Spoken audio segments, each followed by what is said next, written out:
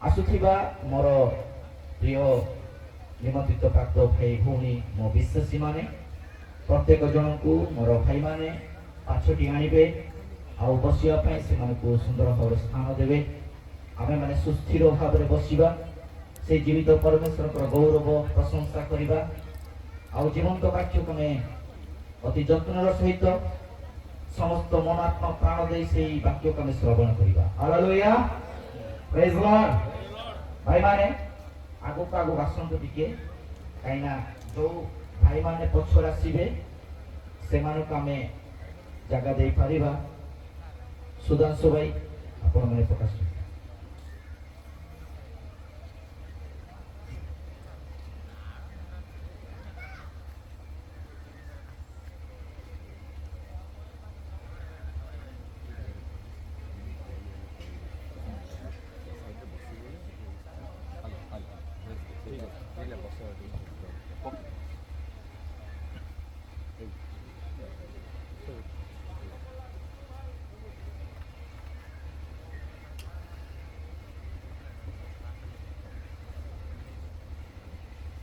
Praise the Lord.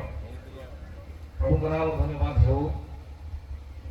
आओ आज रायपल्ली मंडली को आसीथिबा समस्त मोर प्रिय भाई और भौणी को मोर दृष्टि प्रिय नमस्कार।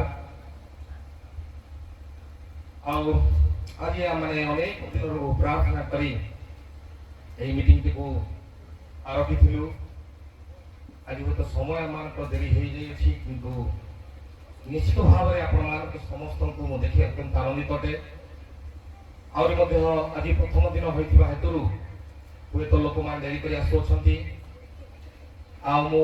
आशा करुँचे जे सेकेंड सेशन रे हे तो समस्त लोक मैंने पहुँचे। मोर प्रिय भाई भौणी मैंने आम अत्यंत सौभाग्यशाली लोक मैंने तो यहाँ जो भाई आसी से आप विश्वास करेंगे कि नहीं यूट्यूब रे वीडियो देखो आउ 10,000 रु ऊर्ध्व लोक मीटिंग रे बसंती। Praise Lord. आउ से आम निकट को ए रायपल्ली भाया छोटिया गोटे गाँ को आम निमंत्रण पाई से आसी निश्चित भाव में देखाए जे से जड़े प्रकृत विश्वास होती। Praise Lord. आउ प्रभु यीशु ख्रीष्ट जब पृथ्वी थे आउ से 5,000 10,000 लोक सामने मीटिंग करते पुणी गरास अंचल को जाई गोटे लोक सागर मीटिंग करते। आज आम से प्रकार हताश निराश होगा कौन आवश्यकता नहीं। लोक मान को अनेक निमंत्रण कर सारा कंधमाल जिला मान जन प्राय 100टी मंडली को जन हे तो अनेक लोक मैंने रास्ता थे अनेक लोक मैंने हे तो आसंता काली आसवे चिंता करते। जहाँ भी हो आम मैंने जी जड़े उपस्थित अटंती आपण मैंने से लोक मैंने जो जो नाम वाक्य पुस्तक लिखा अच्छी आत्मा जीवन लोक मैंने धन्य कारण स्वर्ग राज्य से आपण मान निश्चित भाव से चिंतित और कुशित लोक मैंने मुझे विश्वास करुँच आपण मान निश्चित भाव में यही सभा को स्वागत करे। आने समय मानकर 10टा समय था जहाँ कि 1.5 घंटा समय बीतवा को गला बर्तमान आम 11:30 बर्तमान प्राय 11:45 मीटिंग आरंभ करूँ। आउ मोर प्रिय भाई भौणी मैंने कुआड़े बाहर को जीवे ना बसिकी रे कौन भाव में एपट सेपट हे ना श्रृंखलित भाव में बसवे। मोर प्रिय भाई भौणी मैंने आउ केवल यह आम जीवन में वाक्य लिखा जाए मनुष्य केवल रुटी बंचब ना से ईश्वर को मुखर निर्गत प्रत्येक वाक्य बंचब।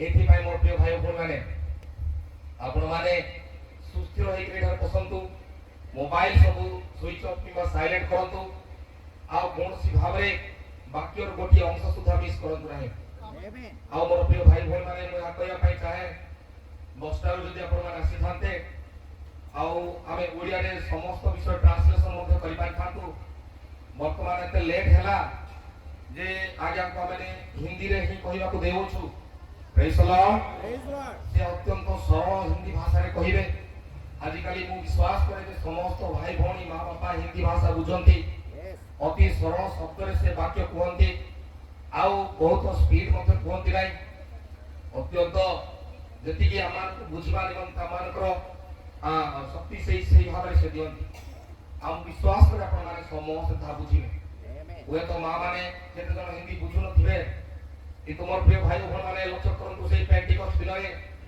सेही दिन आउ से शिष्य माने निज भाषा रे कहले यहूदी भाषा रे कहले सुनथि लोक माने निज निज भाषा रे सुनिले प्रेज द लॉर्ड सेही परमेश्वर आज मध्यता करि पारंती से बे सुधाता करंती विगत दिन मान करे आज जने भाई आसीथिले पास्टर सदरक से कहउथिले आसाम रे से गोटे मीटिंग करूथिले सेही मीटिंग रे एक प्रकार भाव रे ही आदिवासी लोक माने बसी थांती आउ ए भाई तो इंग्लिश रे कहउथांती आउ से भाई माने आदिवासी का भाषा रे बुझी पानो थांती हठात करी से माने को मध्य समस्त उत्साह से वाक्य सुनिबाने लागिले हठात करी कि से माने समस्त आउ प्रत्येक वाक्य से तो ताल मिलाइले आमेन कहिले आउ से माने हालेलुया कहिले प्रेज द लॉर्ड कहिले ये भाई ताटका हे गले कहिले कोन हैला हठात का जे प्रकार उद्दीपना भाई से माने निज भाषा रे बुझुचंती प्रेज द लॉर्ड एहा एबे मध्य संभव बटे कारण से आदि काली गो चिरदिन समान प्रेज द लॉर्ड मोर प्रिय भाई भौणी माने हमारे तकर वर्तमान से भाई को निमंत्रण करवा आउ समय अधिका नेबा नाही आमान को मध्य समय अति अल्प दुईटा सेशन अछि आउ बहुमूल्य वाक्य हम सुनिबा निमंत्रण दिबा आउ अभी इस वक्त मैं भाई पास्टर शेख डेविड को निमंत्रित करता हूं वो सामने आए और भाई थॉमस प्रधान को मैं निमंत्रित करता हूं वो आएंगे और उन्हें एक बेच लगाकर सम्मानित करेंगे और हम सब ताली बजाकर उनकी स्वागत करेंगे और प्रभु ने उनको आशीष करें ताली बजा तो कौन करो ताली बजा पहले हालेलुया ताली बंद होची करो ताली तो प्रेज गॉड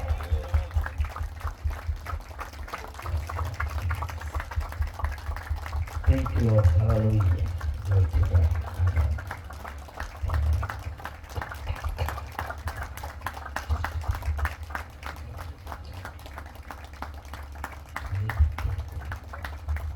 भाई मारंतु निश्चित भाव रे आउ से तालीरो पाइबार हकदार करती प्रेज द लॉर्ड आमेन और भाई भौणी माने से विगत दिन से गुजरात रे थे आउ से आसिले ताको घरे मात्र 2 घंटा रही से विकास असंती आउ से हम मान को मत से असंती ओके ताली बजा तो hallelujah praise God God bless you एक समय अभी मैं ये समय कैसे को डेविड को देना चाहता हूँ वो अभी सामने आए और हमारे लिए प्रभु का जो वचन है वो हमें हालेलुया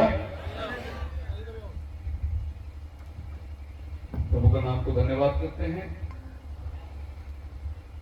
इस उड़ीसा शहर के अंदर प्रभु ने हमें लेकर आया ये पहली बार है मैं उड़ीसा में आया हूँ वैसे हिंदुस्तान में बहुत सी बार मैं बहुत सी स्टेट में जाता हूँ लेकिन इस इलाके में मैं कभी आया नहीं था लेकिन प्रभु की कृपा से आज आशरुद्दीन और उनके साथियों ने हमें आमंत्रित किया और मैं प्रभु का धन्यवाद देता हूँ कि उसका वचन बांटने के लिए प्रभु ने इस सुंदर अवसर हमें दिया है मैं आप लोगों में से बहुत तो मुझे जानते होंगे क्योंकि YouTube के माध्यम से उड़ीसा से बहुत फोन करते हैं लोग मुझे पर मैं चेहरे से नहीं जानता हूँ लोगों को लेकिन प्रभु जानता है और आज परमेश्वर ने आपके बीच में इस वचन के लेके आज का नाम मुबारक हो तो अब सब लोग आनंदित हैं तो भाई मुझे बोल रहे थे आने के टाइम बड़ा लंबा सफर था मैंने कभी एयरपोर्ट से 6-8 घंटा बैठा नहीं गाड़ी में कभी भुवनेश्वर से तो आने के लिए इतना लंबा समय मेरे लिए बड़ा अजीब है क्योंकि हम जाते हैं तो ज्यादा बॉम्बे से मुझे वो भुवनेश्वर 2.5 घंटे में लेके आया फ्लाइट वाले ने, और भुवनेश्वर से अपने गांव में 6 घंटा 8 घंटा। और जस्ट मैं परसों के दिन गुजरात में था, वो भी मेरा बहुत लंबा सफर था, जाने का 10 घंटा, आने का 10 घंटा, एक सभा थी, 20-22 घंटा में इधर सफर करके रोड से आया था और वापस यहाँ पर एक लंबा सफर है। नहीं, प्रभु नया ताजगी देता है और अच्छा आराम मिली बाकी घर पे, और बहुत खातिरदारी हुई। आप लोगों के प्यार के लिए धन्यवाद करते हैं। सो आप मेरी हिंदी समझ सकते हैं? ओके, तो आप लोगों को ट्रांसलेशन की जरूरत नहीं है। ओके, सो बड़ा अच्छा समय प्रभु ने हमें दिया है, बाइबल पढ़ते हैं। और आज के हमारे अध्ययन के लिए मैं आपको ले जाना चाहता हूँ गलती का रास, उसका पहला अध्याय और उसका 12 वचन में। गलातियन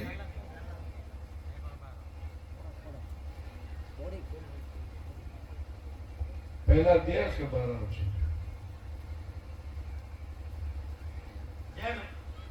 మనుషుని వల్ల దానిని నేను పొందలేదు, నాకెవడను దాన్ని బోధింపను లేదు, గాని యేసుక్రీస్తు బయలుపరచడం వలననే అది నాకు లభించినది। आप तेलुगु पढ़ रहे?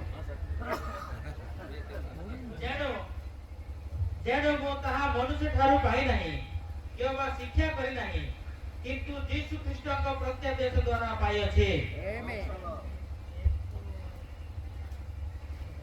वैसे मैं भी मद्रास का ही हूँ, रहते बॉम्बे में, तो मलयालम तेलुगु ये सब भाषा थोड़ी बहुत समझ में आती है, इन लोगों के साथ में बड़े हुए हैं।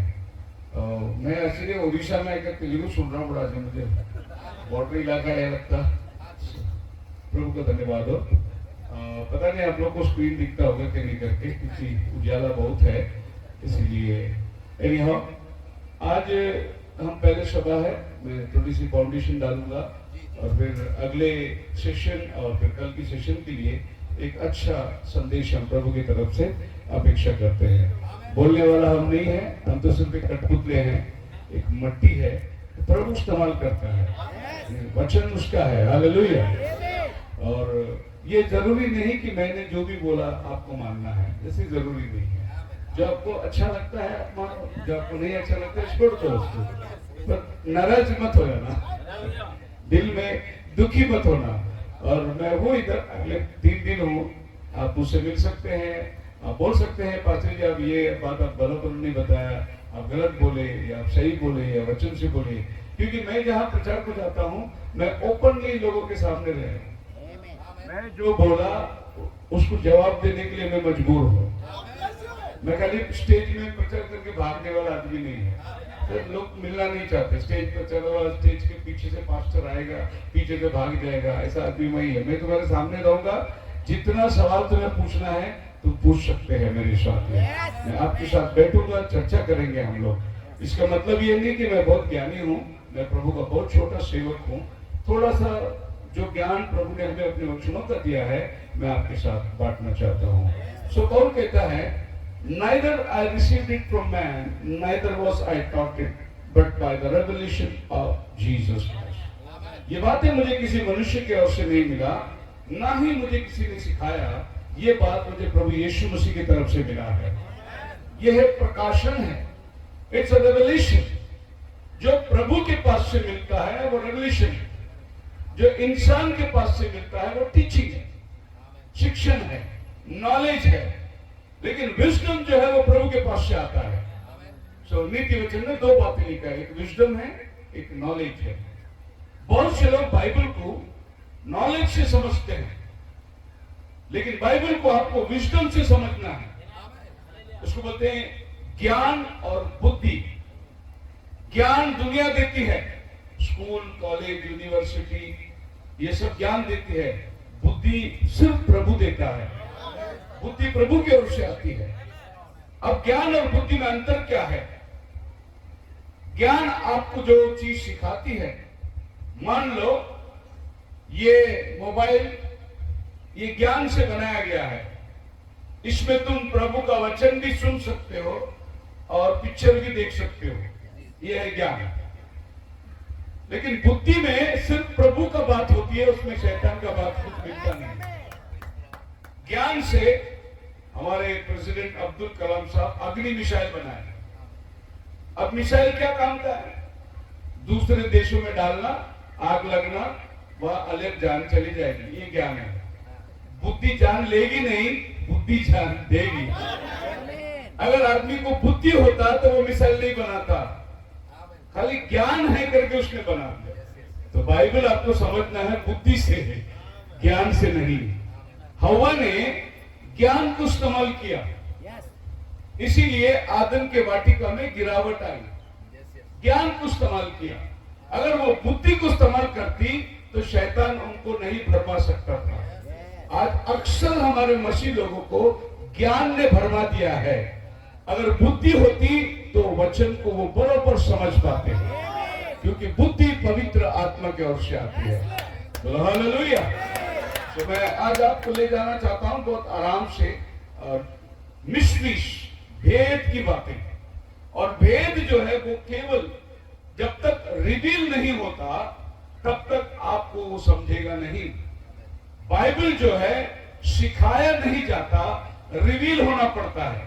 मतलब प्रभु आपको प्रकट करेगा तभी आप बाइबल समझ सकते हैं, क्योंकि बाइबल इंसान ने लिखा हुआ किताब नहीं है, ये परमेश्वर ने दिया हुआ वचन है। ये उसके मुख से निकला हुआ एक एक वचन है। बहुत सी बार बाइबल को हम लोग मिसअंडरस्टैंड कर लेते हैं। आप पढ़ सकते हैं मेरे साथ यूहन्ना की किताब, उसका आखिरी अध्याय, द बुक ऑफ जॉन, सुसमाचार, और उसका चैप्टर, लास्ट चैप्टर में आ जाएंगे, जहां प्रभु यीशु मसीह अपने चेलों से विदाई करता है। और चैप्टर 21 के अंदर प्रभु कहता है, अगर मेरे आने तक वो जिंदा रहे तो तुम्हें क्या। 22 वचन, 21 और 22 वचन पढ़े। जॉन चैप्टर 21 जिसे ताऊ कहिले मोहर आगमन पर्यंत से रहू बोली जदि मु इच्छा करे ताहले सेथिरे तुमरो कोन अछि, तुम्हें मोहर अनुगामी हो। प्रभु ने पीटर को देखकर कहा, तेरा हाथ पैर बांधा जाएगा, जहां तू नहीं जाना चाहता है वहां तुझे लिया जाएगा। यह नहीं प्रभु ने बोला तू कैसा मरेगा, वो प्रभु ने उसको बता दिया। अभी पीटर जॉन को देख के बोलता है, ठीक है प्रभु मैं ऐसा मरेगा, ये कैसा मरेगा वो भी बता दो। हम लोग को ज्यादा दूसरे का प्रॉब्लम ज्यादा रहता है। तेरा हाथ बांधे जाएगा, तू मारा जाएगा, तेरे को भेजा जाएगा। प्रभु ने पतरस का अंत बता दिया। पतरस बोला ये कैसा मरेगा, क्योंकि जॉन यीशु से बहुत नजदीक था। और बाइबल में जॉन के बारे में क्या लिखता है, वो जिससे प्रभु प्यार करता है। आप यहां हाथ रखिए और यूहन्ना की पत्री में 13 अध्याय में आ जाइए, 13 चैप्टर। और 13 अध्याय के अंदर आप पढ़िए, जब भी जॉन का नाम आता है तो बाइबल उसके बारे में क्या कहते हैं। 23 वचन पढ़िए। ଆଉ ଜଣେ ତାହାକୁ କହିଲେ, ପ୍ରଭୁ ପରିତ୍ରାଣ ପାଇବା ଲୋକମାନଙ୍କ ସଂଖ୍ୟା କଣ ଅଳ୍ପ? ସେଥିରେ ସେ ସେମାନଙ୍କୁ କହିଲେ, जी ସଂକୀର୍ଣ୍ଣ ଦ୍ୱାର। आपकी भाषा में फॉलो नहीं कर पा रहा हूं, लेकिन ऐसा लिखा हुआ जिससे यीशु प्रेम करता था, ऐसा लिखा है।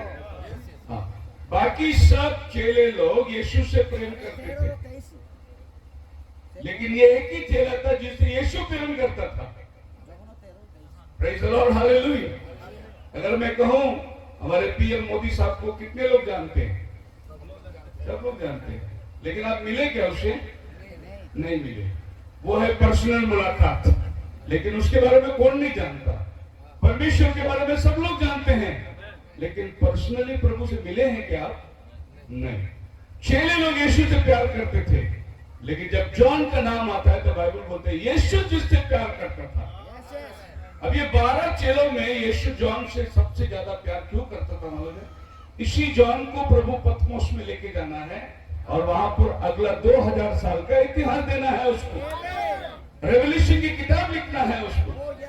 इसीलिए प्रभु जॉन से बहुत प्यार करता था, क्योंकि बाकी सब लोग जल्दी मर गए, जॉन सबसे लास्ट में मरा। जॉन मरने का टाइम 100 एडी के आसपास, जब वो पतमोस नाम टापू में फेंक दिया गया और प्रभु ने उसको आत्मा में उठाया और रेवल्यूशन का किताब प्रभु ने जॉन को दे दिया। बोलो हालेलुया। तो बाइबल क्या कहती है, पढ़िए रेवल्यूशन चैप्टर 1 वर्स 3, प्रकटीकरण पहला अध्याय उसका 3 वचन। हाँ, इनको भी एक माइक दे दो ना। हाँ, जो माइक पढ़ने वाला माइक में पढ़िए। जे पाठ करे ओ जेउमाने एही भावबाणी श्रवण करन्ति जी। पुणी सेथिरे लिखित विषय सब पालन करन्ति जी। सेमाने धन्य, कारण समय सन्निकट। धन्य है वो जो इस किताब की बातों को पढ़ता है, सुनता है और समझता है। कौन सा किताब? बाइबल नहीं, खाली रेवल्यूशन का बुक के बारे में बाइबल बात करता है, क्योंकि ये बाइबल अभी आपके पास में साथ में है, लेकिन जब जॉन पढ़ता था तब ये किताब अलग अलग था। इसीलिए बाइबल बोलते हैं धन्य है जो इस किताब की बातों को मानता है। इस किताब की सिर्फ रेवल्यूशन की बात है, वो मत्ती, जॉन, मार्क, लूक, गॉस्पेल की बात नहीं करता है, इस किताब की बात करता है। इस किताब का मतलब जो पतमोस में पतरस के ऊपर यूहन्ना को मिला हुआ एक खास बात है, और ये किताब जो पढ़ता है वो धन्य है। इस किताब पर जो मानता है वो धन्य है। इस किताब के अनुसार जो चलता है वो धन्य है। इसका मतलब ये हुआ, एकदम ओपनली मैं कहता हूं, आज दुनियावी कलीसियाओं के अंदर 2 किताब बंद है। एक है जेनेसिस की किताब और दूसरा है रेवल्यूशन की किताब। ये 2 किताब में किधर भी बात नहीं होता। बाकी मत्ती, मार्क, लूक, जॉन में 5-5 लाख लोग के बीच में बात होती रहती है। लेकिन रेवल्यूशन के ऊपर बात होती नहीं। क्यों नहीं होती है? ये 2 किताब से शैतान सख्त नफरत करता है। उत्पत्ति में वो कैसा गिरावट को लाया वो लिखा है, और रेवल्यूशन में वो कैसा मिटाया जाएगा वो लिखा है। बाकी आप पूरा बाइबल पढ़ो, शैतान कुछ नहीं करेगा आपको, लेकिन आप रेवल्यूशन खोलो, शैतान आपको खोलने नहीं देगा। वो वहां गड़बड़ी लाके खड़ा कर देगा, क्योंकि वहां उसके बारे में अंत लिखा हुआ है, और उत्पत्ति में उसकी बिगिनिंग, कैसे वो आया, कैसे मानव को बरताया। अभी भी हमारे मसीही दुनिया में लोगों को ये नहीं मालूम कि वो कौन सा फल खाया। फल खाने से आंखें खुल गई, फल खाने से पता चला वो नंगा है। ऐसा कोई फल है तो मैं समझता हूं आज एक टोकरी फिल्म इंडस्ट्रीज को बांट देंगे अपन। वो जो नंगा नाचते उन लोग एक एक फल खा के आंखें खुल जाएगा, कपड़ा नहीं मालूम पड़ेगा। ऐसा कोई फल नहीं है। और ज्यादा अश्लील कपड़ा आपके शहर में मुझे मालूम नहीं, लेकिन आप बड़े शहरों में जाएंगे और रोमन कैथोलिक चर्च के पास जाके बैठेंगे तो आपको मालूम पड़ेगा कपड़ा कैसा पहन के आते हुए। मैं क्रिश्चियन लोग की बात कर रहा हूं, अन्य जाति से मुझे क्या लेना देना। मैं क्रिश्चियन लोग के बारे में बोलता हूं कि इतना कम कपड़ा पहन के चर्च को आते हैं लोग, उनको भी एक टोकरी चर्च के पास बांट देना चाहिए कि अगले संडे पूरा कपड़ा पहन के आए। तो अभी तक यही मालूम नहीं कि फल कौन सा था जिससे आंखें खुलती, और पता चला उनको कि वो नंगे हैं। इसीलिए उत्पत्ति की किताब जो है कोई प्रचार नहीं करता। उत्पत्ति की किताब जो है वो छिपी हुई है, वो मिस्ट्री है। क्यों मिस्ट्री है? क्योंकि ये नॉलेज से नहीं समझेगा, ये रेवल्यूशन से आपको समझना पड़ता है। आप पढ़िए उत्पत्ति की किताब 4 अध्याय, the book of genesis chapter 4, और आप उसका आदि पुस्तक 4 पढ़ो। उत्पत्ति 4 अध्याय 1 पद 2 पद। 1 और 2। अनंतर आदम अपना भार्या हवाकर सहवास करते से गर्भवती होई कईन अर्थात लाभ नामक गोटे पुत्र प्रसव कर कहिले सदा प्रभु को। यहां लिखा है आदम हवा के पास गया और कैन को जन्म दिया, उसके बाद उसके भाई हाबिल को भी जन्म दिया। तो यहां पर 2 बच्चों का जिक्र है, कैन का और हाबिल का। अभी आप इसी में 25 वचन में आ जाइए। 25 पद 25। एथितरु आदम पुनश्च अपनार भार्याकर सहवास करते से को पुत्र प्रसव करी। अभी यहाँ पर दूसरी बार आदम हवा के पास गया। बाइबल इंग्लिश बाइबल बोलता है एडम न्यू ईव। ये बात पहली बार 4:1 में लिखा है, एडम न्यू ईव, मतलब आदम हवा के पास गया पहला बार। दूसरी बार वो हवा के पास गया तो वहां पर शेत पैदा हुआ। पहला बार गया तो कैन और आबिल पैदा हुआ। मतलब ये हुआ 2 बार आदम हवा के पास गया, बच्चे 3 हुए। इसका मतलब एक जुड़वा होना चाहिए, यही बाइबल कहती है। कैन को जन्म दिया, तुरंत उसके भाई हाबिल को भी जन्मा। हाबिल पैदा होने के टाइम आदम और हवा साथ में नहीं आए। अब ये मिस्ट्री है, पर दुनिया को मालूम भी नहीं कि वो ट्विंस है। लेकिन ट्विंस जो है उत्पत्ति से लेकर आप देखते आइए बाइबल के अंदर ट्विंस, एक को प्रभु लेता है, दूसरे को प्रभु छोड़ता है। ये ट्विंस लोगों के साथ साथ चलते आइए। याकूब और एसाव, पैदा होने के पहले प्रभु ने एसाव को ठुकराया, याकूब को चुन लिया। ये तो उसकी चुनावट है। तो ये ट्विंस जो है उत्पत्ति से लेकर आपको आगे आगे मिलते आएगा। ये दोनों आमने सामने हमेशा खड़े रहेंगे एक में के विरुद्ध में। तो ये बाइबल की किताब जो है सब बाइबल कॉलेज में बंद है। जेनेसिस और रेवल्यूशन बाइबल कॉलेज में नहीं सिखाया जाता।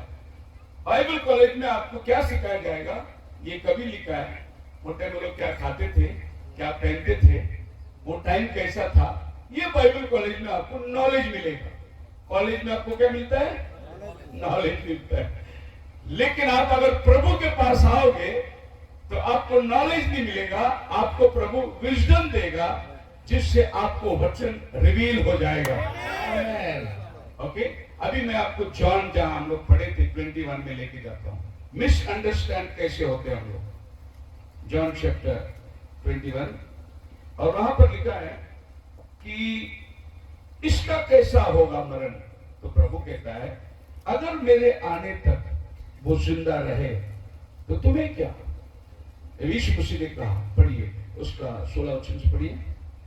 से पुनर्बार द्वितीय थर तांको पचारले, हाँ हे जौन पुत्र सिमोन, सॉरी 22 वचन 22 पितर तांको के यीशु को पचारले, प्रभु यार विषय रे कोन। यीशु तांको कहले, तो प्रभु कहता है कि अगर ये नहीं मरेगा तो तुझे क्या, मेरे आने तक ये जिंदा रहे तुझे क्या।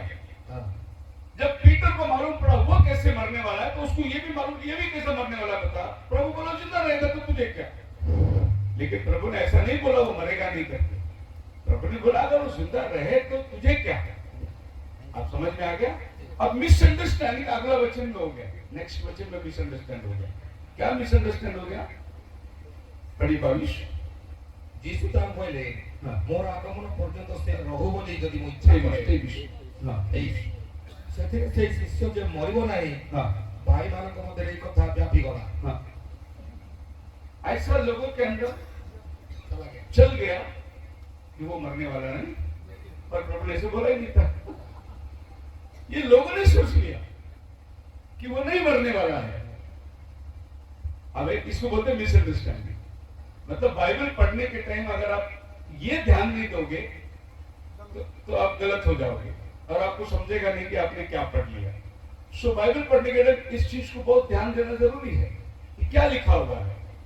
एक बार नई नई शादी हुई थी और एक लड़की ने अपनी शादी हुई मैत्री को ग्रीटिंग कार्ड भेजा और उसने उसको बधाई दिया। उसने एक वचन लिखा उसमें, और वो वचन लिखा था जॉन चैप्टर 4 वर्स 18 शायद, देखिए। तो ग्रीटिंग कार्ड दूल्हे ने लेके पढ़ लिया। जब दूल्हा लेके पढ़ लिया तो समस्या खड़ी हो गई। क्या समस्या खड़ी हो गई, कारण तुमरो 5 स्वामी थिले, हाँ वर्तमान तुम पाखरे जे अछि प्रॉब्लम से खड़ी। तुमरो स्वामी नुहे, यह सत्य कहि अछो। अभी दूल्हा कार्ड लेके बोला सीक्रेट तो दोस्त को ही मालूम रहता है।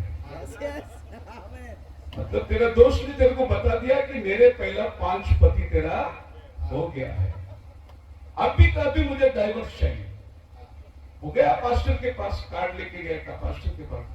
फिर पास्टर ने कार्ड बोला, देखो पास्टर, ये लड़की का 5 शादी हो गया है, ये अभी मेरे को फंसाया है इसने, मेरे को अभी कभी डाइवर्स चाहिए। तो पास्टर ने कार्ड देकर वचन फिर से खोल के पढ़ा, पहला यूहन्ना 4:18। पहला यूहन्ना 4:18, उसमें क्या लिखा है?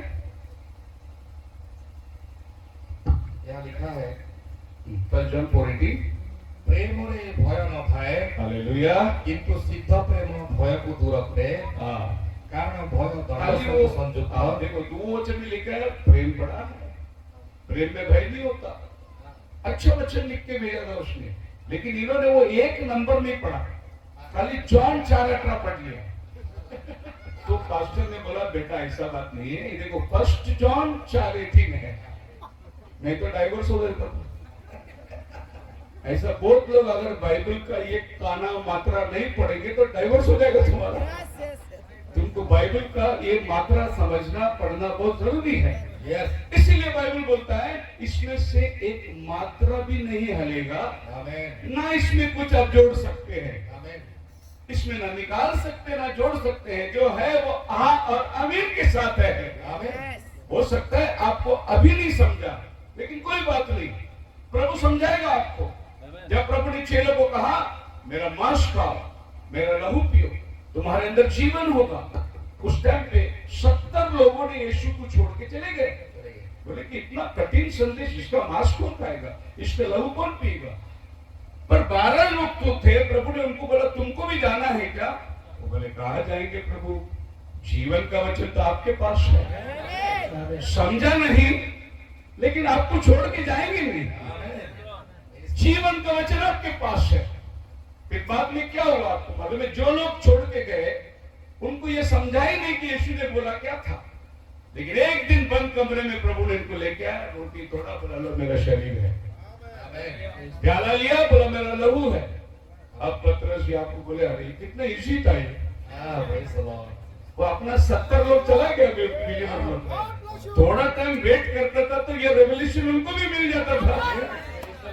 आप मेरी बात समझ रहे हैं? तो आप ये बात को समझना कि थोड़ा वेट करो, इंतजार करो। तो वो जो लोग गए थे उनका हाल क्या है आप पढ़ सकते हैं उनका हाल, जॉन चैप्टर 6 वर्स 66। मैं फिर से बोलता हूं आपको, जॉन चैप्टर 6 वर्स 66। ଜହନ 6:66 ପଦ। हाँ, ସେହି ସମୟଠାରୁ ତାଙ୍କ ଶିଷ୍ୟମାନଙ୍କ ମଧ୍ୟରୁ हाँ, ଅନେକ ବିମୁଖ ହୋଇ ବାହାରି ଗଲେ, हाँ। ପୁଣି ତାହାଙ୍କ ସାଙ୍ଗରେ ଆଉ ଗମନାଗମନ କଲେ ନାହିଁ। उसके आगे वो प्रभु के साथ नहीं चले, चले गए वापस। लेकिन आप देखो ये लोग किधर आते हैं, जॉन चैप्टर 6 66। यस, अभी आप रेवल्यूशन 13 अध्याय 18 वचन पढ़ो। praise the Lord। 13 chapter verse 18। और उस पशु का अंक को जोड़ लेना, उसका अंक होगा 666। praise the Lord। तो ये वापस जाने वाले किधर आते हैं, 666। अभी इसमें आपको शंका करने की जरूरत नहीं, अरे क्यों गया, वो जाने वाले लोगों में था, आमेन, वो विश्वास करने वालों में नहीं था, उनका अंक वहां दिया गया। सो ऐसे बहुत सारे वेद की बातें, मिस्टीरियसली चीज है जिसको समझना बहुत जरूरी है। सो मैं आज आपको बहुत सारे मिस्ट्री समझाऊंगा। अगर आज आप सुन के जा रहे हैं तो कल और लोगों को बोलो मिस्ट्री सुनने के आओ। आमेन, वेद की बातें जो औरों को नहीं दिया गया, वो प्रभु के अपने चुने हुओं को दिया गया। The mysteries of the Bible. So हम पढ़ेंगे, वचन में आगे जाएंगे। आज का संदेश का शीर्षक में लेना चाहता हूं, द पावर ऑफ रेवल्यूशन। प्रकाशन की सामर्थ्य क्या है? What is the power of revolution? अगर आपके पास रेवल्यूशन नहीं है तो आपके पास पावर नहीं है, क्योंकि रेवल्यूशन आपको पावर देती है, सामर्थ्य देती है। सो इस संदेश के शीर्षक को लेकर John chapter 1 revolution chapter 1 verse 1 में जॉन क्या कहता है और वो देवदूत ने जॉन को आकर क्या बताया? The revelation of Jesus Christ which God gave unto him. The book of Revelation is the revelation of Jesus Christ. यीशु मसीह का प्रकाशन यूहन्ना को लाकर दिया गया। यीशु मसीह का क्या प्रकाशन है? 33.5 साल उनके साथ घूमा फिरा, 3.5 साल सेवा किया। अब एक नया प्रकाशन जॉन को दिया जा रहा है, यीशु मसीह का प्रकाशन। अभी इस बात को ध्यान से सुनिए, क्या लिखा है? The revelation of Jesus Christ. पढ़िए। यीशु ख्रीष्टଙ୍କ ପ୍ରକାଶିତ ବାକ୍ୟ हाँ ଅବିଳମ୍ବେ ଯାହା ଯାହା ଅବଶ୍ୟ ଘଟିବ हाँ ସେହି ସବୁ ସେ ଯେପରି ଆପଣ ଦାସମାନଙ୍କୁ ଜଣାନ୍ତି, जी ଏଥିପାଇଁ ଈଶ୍ୱର ଏହା ତାହାଙ୍କ ନିକଟରେ ସମର୍ପଣ କଲେ। जी ଆଉ ସେ ଆପଣ ଦୂତ ପ୍ରେରଣ କରି ନିଜ ଦାସ ଯୋହନଙ୍କୁ ଏହା ଜ୍ଞାତ କରାଇଲେ। अभी यहाँ पर मैं जिन लाइन हमने पढ़ के चला गया, लेकिन उसमें जो वाक्य छिपा हुआ है वो मैं आपको बताना चाहता हूँ। कोई आ जाओ, 2 जन इधर पास ही खड़े हो जाओ। हाँ 2 मिनट के लो।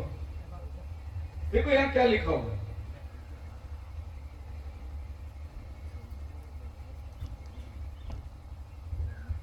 हाँ अभी आप पढ़िए रेवलेशन को। ये जॉन है, पत्मस नाम टापू में है जॉन। ओके, अब ये जो व्यक्ति है ये संदेश लाके जॉन को दे रहा है, वो है ऐसे लिखा है उसमें। हाँ प्रेज द लॉर्ड। क्या लिखा है? His servants which he sent and signified by his angels to his servant John। अभी तीसरा व्यक्ति जो है, जो मैसेज को दे रहा है, इधर आओ भाई, कौन है? एक जन आ जाओ। ये प्रभु यीशु मसीह है, ये एंजल को भेज रहा है और जॉन को मैसेज दे रहा है। इधर 3 आदमी का जिक्र है, आप अच्छे से पढ़ के देखिए। यीशु मसीह का प्रकाशन जिसको उसने दिया, इस आदमी को भेजा उसको देने के लिए। आमेन आमेन। इसको तो सब लोग पहचानते हैं, आप हाँ इसको भी सब लोग पहचानते हैं। हाँ राइट। अब इसको पहचानने का कौन है? Praise the Lord. Amen amen. Hallelujah. Hallelujah. वो तो जॉन ने पत्मस नाम टापू में बैठा है। यीशु मसीह रेवलेशन दिया है, लेकिन ये इधर से इधर रेवलेशन लाने वाला कौन है? अभी इसको देखने के आपको। यस आप देखो रेवलेशन चैप्टर 19 और आप देखिए वहां पर एक बात होती है, और सो दी हेवन ओपन, और मैं उसके पैर पर गिर गया। 10 वचन 10वां पद 19 का 10। 19 पद ପ୍ରକାଶିତ ବାକ୍ୟ 19:10। हाँ ତହିଁରେ ମୁଁ ତାହାଙ୍କୁ ପ୍ରଣାମ କରିବା ନିମନ୍ତେ हाँ ତାହାଙ୍କ ପାଦ ତଳେ ଉବୁଡ଼ ହେଲି। ସେଥିରେ ସେ ମୋତେ କହିଲେ, ସାବଧାନ। तो यहाँ क्या लिखा हुआ है? इसने इसको बताया, दुल्हन चर्च जा रहा है, रैप्चर हो रहा है, शादी है, दूल्हा दुल्हन तैयार है, ये सब देख लिया। तो जॉन ने चर्च को देखा जो ब्राइड बन के जा रही है, तो ये क्या किया? इसका पैर में गिर गया, नीचे नमन किया। हाँ क्या बात बताया आपने? बैठना नीचे। हाँ हाँ। क्या बात बताया? अभी ये क्या बोलते हो उसको? ସେଥିରେ ସେ ମୋତେ କହିଲେ, ସାବଧାନ, हाँ ଏହା କର ନାହିଁ। उठा उसको। हाँ ये उसको बोलता है, मैं भी तेरा जैसा एक इंसान है, आमेन तो मेरा पैर में क्यों पड़ गए थे? आमेन इसका मतलब इधर से उधर संदेश लाने वाला भी एक इंसान ही है। आमेन। लेकिन आपका बाइबल में एंजल लिखा है, हाँ हाँ एंजल नहीं है वो, आमेन। मैसेंजर। एंजल का मतलब messenger. Yes yes. Praise the Lord. Praise the Lord. अभी आपने यीशु को पहचान लिया, इसको पहचान लिया, लेकिन ये कौन है अभी तक दुनिया को मालूम नहीं है। Amen. Praise the Lord. Praise the Lord. आई बात समझ में? इसको बोलते हैं मिस्ट्री खोलना है हमको। Amen amen. Praise the Lord. तो मैं बताऊंगा आपको वो आदमी कौन है। एक बार नहीं 2 बार उसका पैर पे गिर गया। पढ़िए 22वां अध्याय में भी उसके पैर पे गिर गया। 22 अध्याय। और बोलते कि उठ, मैं 8-9 वचन पढ़िए, 8 और 9 वचन पढ़िए। ମୁଁ ଯୋଉ ଯୋହନ ସ୍ୱୟଂ ଏହି ସମସ୍ତ ଶ୍ରବଣ କଲି, ଦର୍ଶନ କଲି। ଶ୍ରବଣ ଓ ଦର୍ଶନ କରିବା ପରେ ଯେଉଁ ଦୂତ ମୋତେ ଏହି ସମସ୍ତ ଦର୍ଶନ କରାଇଲେ, ମୁଁ ତାହାଙ୍କ ପାଦ ତଳେ ପ୍ରଣାମ କରିବା ନିମନ୍ତେ ଉବୁଡ଼ ହେଲି। भविष्यवक्ता की आत्मा, और ये व्यक्ति जो है एक भविष्यवक्ता है, एक प्रॉफिट है वो। आमेन प्रॉफिट डिसाइपल को वचन दे रहा है। आमेन। और डिसाइपल सोचते हैं कि प्रॉफिट बहुत बड़ा है, उसका पैर भी गिर रहा है। हाँ। आज बहुत लोग प्रॉफिट लोग का पैर भी गिरते हैं। हाँ, हाँ। लेकिन प्रॉफिट लोग का पैर में हमें नहीं गिरना है, Praise हमें God. सिर्फ प्रॉफिट का मैसेज लेना है। हालेलुया। हालेलुया। तो उसका फोटो रख के पूजा नहीं करना है उसका। आमेन। उसने जो संदेश दिया वो संदेश आपके लिए इंपॉर्टेंट है। यस, आमेन। दो दोस्त लोग थे और बाहर विदेश में दुबई में काम करते थे। तो एक दोस्त ने दूसरे दोस्त को अपना प्रेम का बारे में बताया। बोला मैं 8 दिन में एक लेटर लिखता हूँ मेरे वाइफ को, मैं मेरा वाइफ से बहुत प्यार करता हूँ। कितने दिन में? 8 दिन में। 8 दिन में एक लेटर लिखता हूँ। वो दोस्त ने बोला अरे तो 8 दिन में लिखता है, मैं डेली लेटर लिखता था, डेली लेटर लिखता था वाइफ को इंडिया में। तो बोला अच्छा तो मेरे से ज्यादा प्यार करता है। प्यार करता था लेकिन मेरा औरत पोस्टमैन के साथ भाग गया। क्या हो गया? पोस्टमैन के साथ बात किया। अभी पोस्टमैन रोज आ रहे घर पे, उनका लव हो गया। हाँ। हस्बैंड खाली उधर से खाली चिट्ठी लिखते भेजा था। ऐसा हमारे बहुत मैसेज वालों को पोस्टमैन के साथ प्यार हो गया। एक्चुअली पोस्टमैन इंपॉर्टेंट नहीं है, वो जो लेटर लाया ना वो लेटर इंपॉर्टेंट है, मैसेज इंपॉर्टेंट है अपने को। लेकिन लोग पोस्टमैन के साथ में प्यार में गिर गया और मैसेज क्या है उसमें से भटक गए। शायद मैं कुछ कुछ लिंक आपको छोड़ रहा हूँ जिससे आपको समझ में आएगा कि आज की जो गड़बड़ी है वो क्या है। गड़बड़ी आमेन, आमेन। बोलो hallelujah. Hallelujah. So revelation of Jesus Christ, it means unveiling of that which is previously hidden. जो चीज पहले छिपी हुई थी उसका प्रकट होना, उसी को रेवलेशन कहते हैं। सो कुछ बातें जो है जो प्रभु ने रिवील नहीं किया, कुछ बातें उसने अपने समय में कह दिया, कुछ बातें उसने आने वाले समय के बारे में कहा।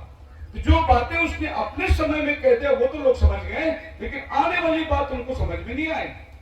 अक्सर क्या होता है, हर आदमी आज ये सोचता है कि कल क्या होने वाला है, कल क्या होने वाला है, उसके बाद में खोज रहा है और कल क्या हुआ था उसका भी ज्ञान है उसको। कल क्या हुआ था उसका भी ज्ञान है, कल क्या होने वाला है उसको ढूंढ रहा है, लेकिन जो हो रहा है वो नहीं समझ में आ रहा है उसको। यही प्रभु यीशु के साथ में था। सबको मालूम था इमैनुएल आने वाला है, एक कुंवारी गर्भवती होने वाली है, वो पुत्र जन्म देगी, वो हमारा मसीहा होगा, सबको मालूम था। और ये भी मालूम है कि मसीहा आके क्रूस पर चढ़ेगा, बलिदान होगा, जो कुछ होगा वो भी मालूम है कि मसीहा आकर हमारे बलिदान होगा। लेकिन मसीहा सामने खड़ा था, वो पहचानने में नहीं आया उनको। यीशु मसीह उनके सामने खड़ा है, यीशु को नहीं पहचान रहा है। वो औरत क्या बोली, समारी औरत कुएं के पास? हमें मालूम है भविष्यवक्ता आएगा, वो हमारे सब दिल की बात बताएगा, मालूम है।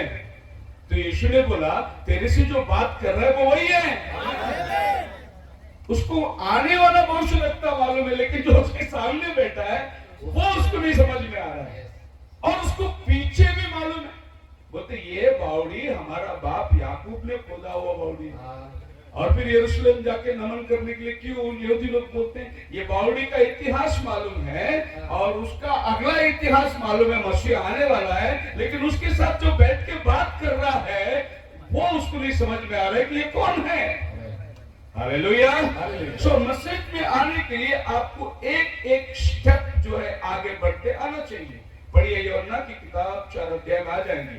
ये औरत कैसे यीशु मसीह के नजदीक गई और इसको करीबी से देखेंगे।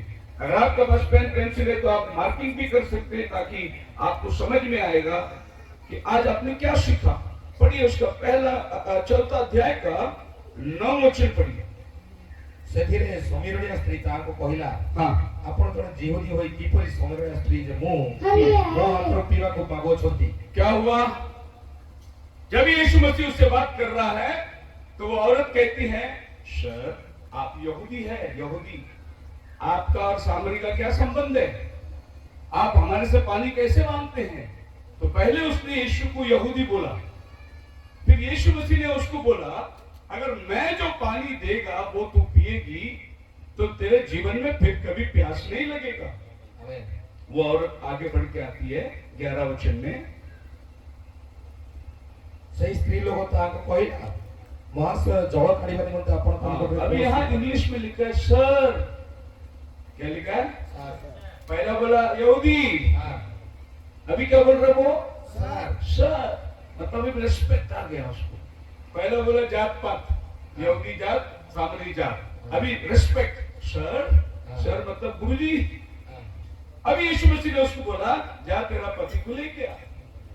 तो मेरा कोई पति नहीं, प्रभु ने बोला 5 हो चुका है। फिर वो प्रभु को क्या बोलती है आगे आप पढ़िए उसको 19 वचन में। स्त्री लोगोटी ताको कहिला हालेलुया। आपण जे भाव आदि तीसरा बात तो यीशु को क्या बोलती है आप तो प्रॉफिट है। देखो प्रभु एक एक स्टेप रेवोल्यूशन खोल रहा है, वो एक एक स्टेप प्रभु के नजदीक आ रही है। पहला बोला आप यहूदी, दूसरा बोला आप सर, तीसरा बोला आप प्रॉफिट है। अभी चौथा उसने क्या बोला आगे देखिए आप 25 वचन। स्त्री लोगटी ताको कहिला मसीहा जाको ख्रीष्ट कहती से आसुचंत बोली मु जाने। अभी प्रभु ने उसको असली बता दिया। आमीन।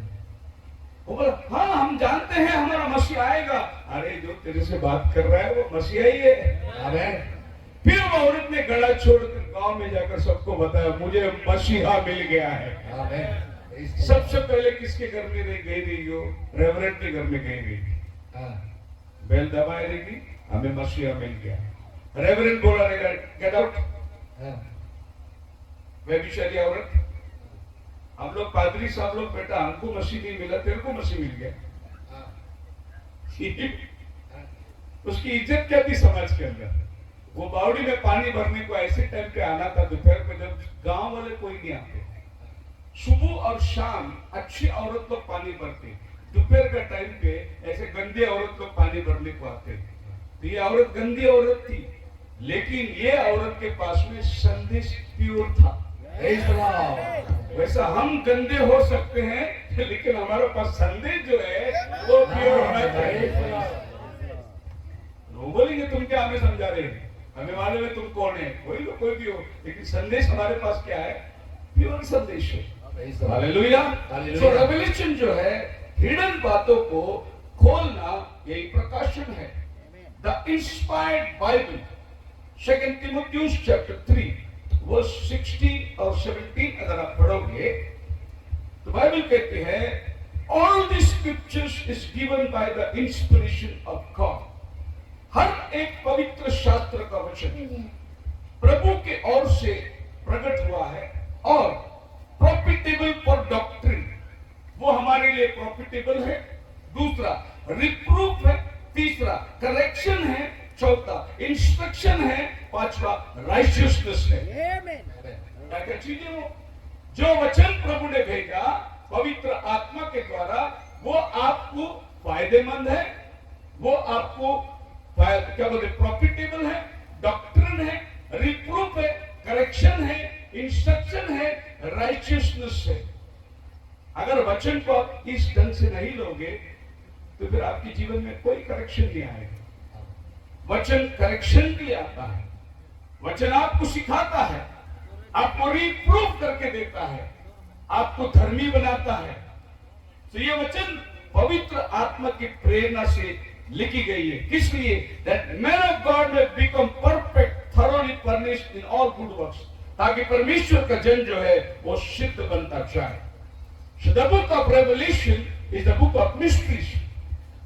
यहाँ पर सब चिन्हों की किताब है, अलग अलग अलग अलग। कभी तो समुद्र से जानवर निकल के आ जाता है, कभी धरती से जानवर निकल के आ जाता है, कभी आसमान से भयंकर दूत नीचे उतर के आता है। ऐसे सब चिन्हों के अंदर लिखा हुआ किताब है, लेकिन हर साइन के पीछे एक रेवल्यूशन है। सो रेवल्यूशन का बुक जो है द बुक ऑफ साइन माना जाता है। अगर आप यूं पढ़ते जाओगे तो आप न्यूज़पेपर पढ़ने की जैसे पढ़ते जाओगे, आपको कुछ समझेगा नहीं। तो रेवल्यूशन का बुक पढ़ने के लिए आपको रिवील होना बहुत जरूरी है।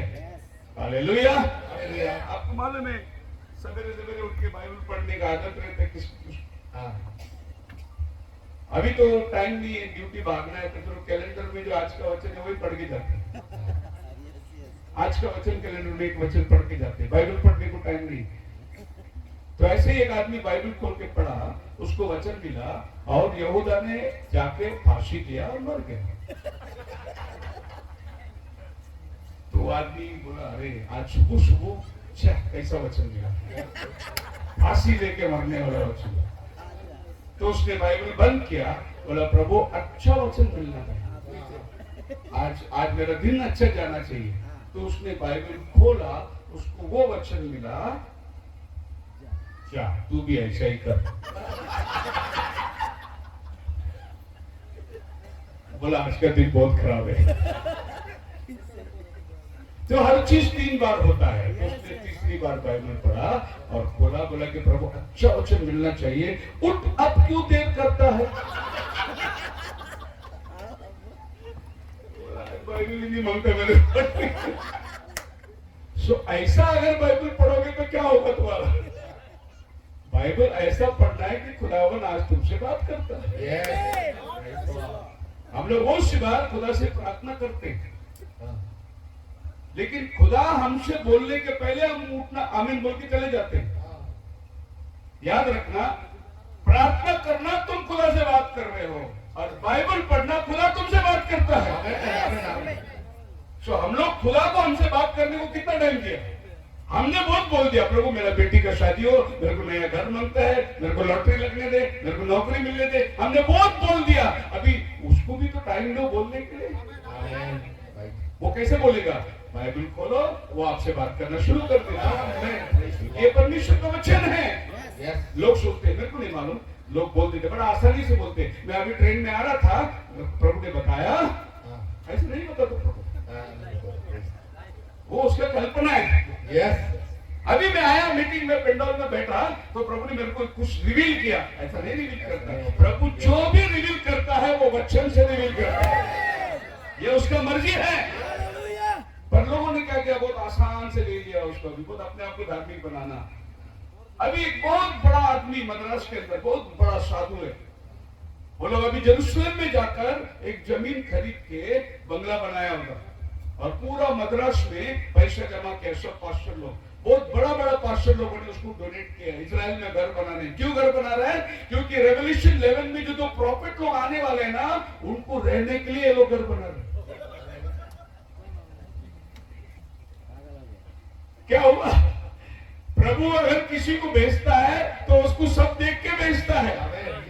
लेकिन हमारे इधर बड़े बड़े साधु लोग, प्रॉफिट लोग, इवेंजलिस्ट लोग पैसा जमा करके बोलते वो 3.5 साल काम करने वाले ना, किधर रहेंगे वो लोग। इसके लिए ये लोग घर बना रहे। अभी इनको चिंता है किधर रहेंगे।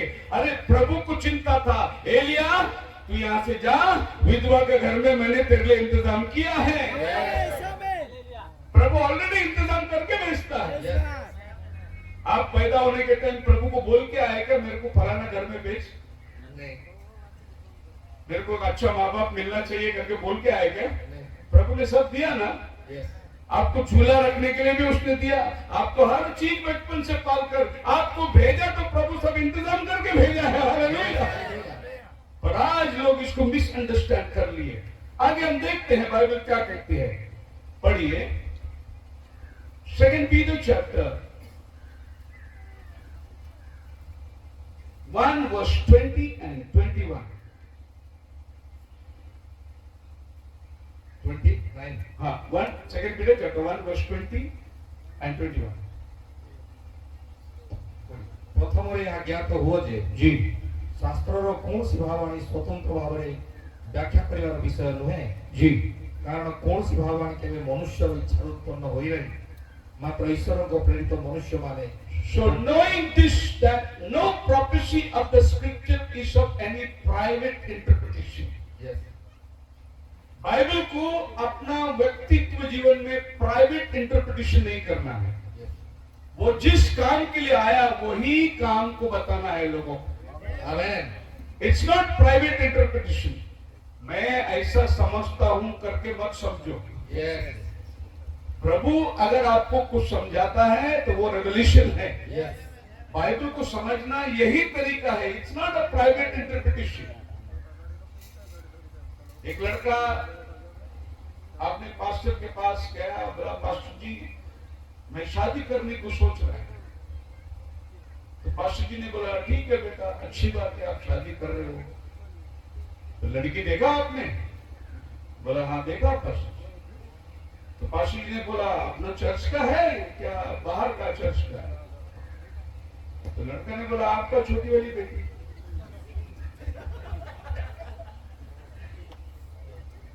पास्टर बोला बेटा मैं शादी करके पछता रहा हूं, सेवा नहीं करने को हो रहा है। तो आप समझ में आ रही?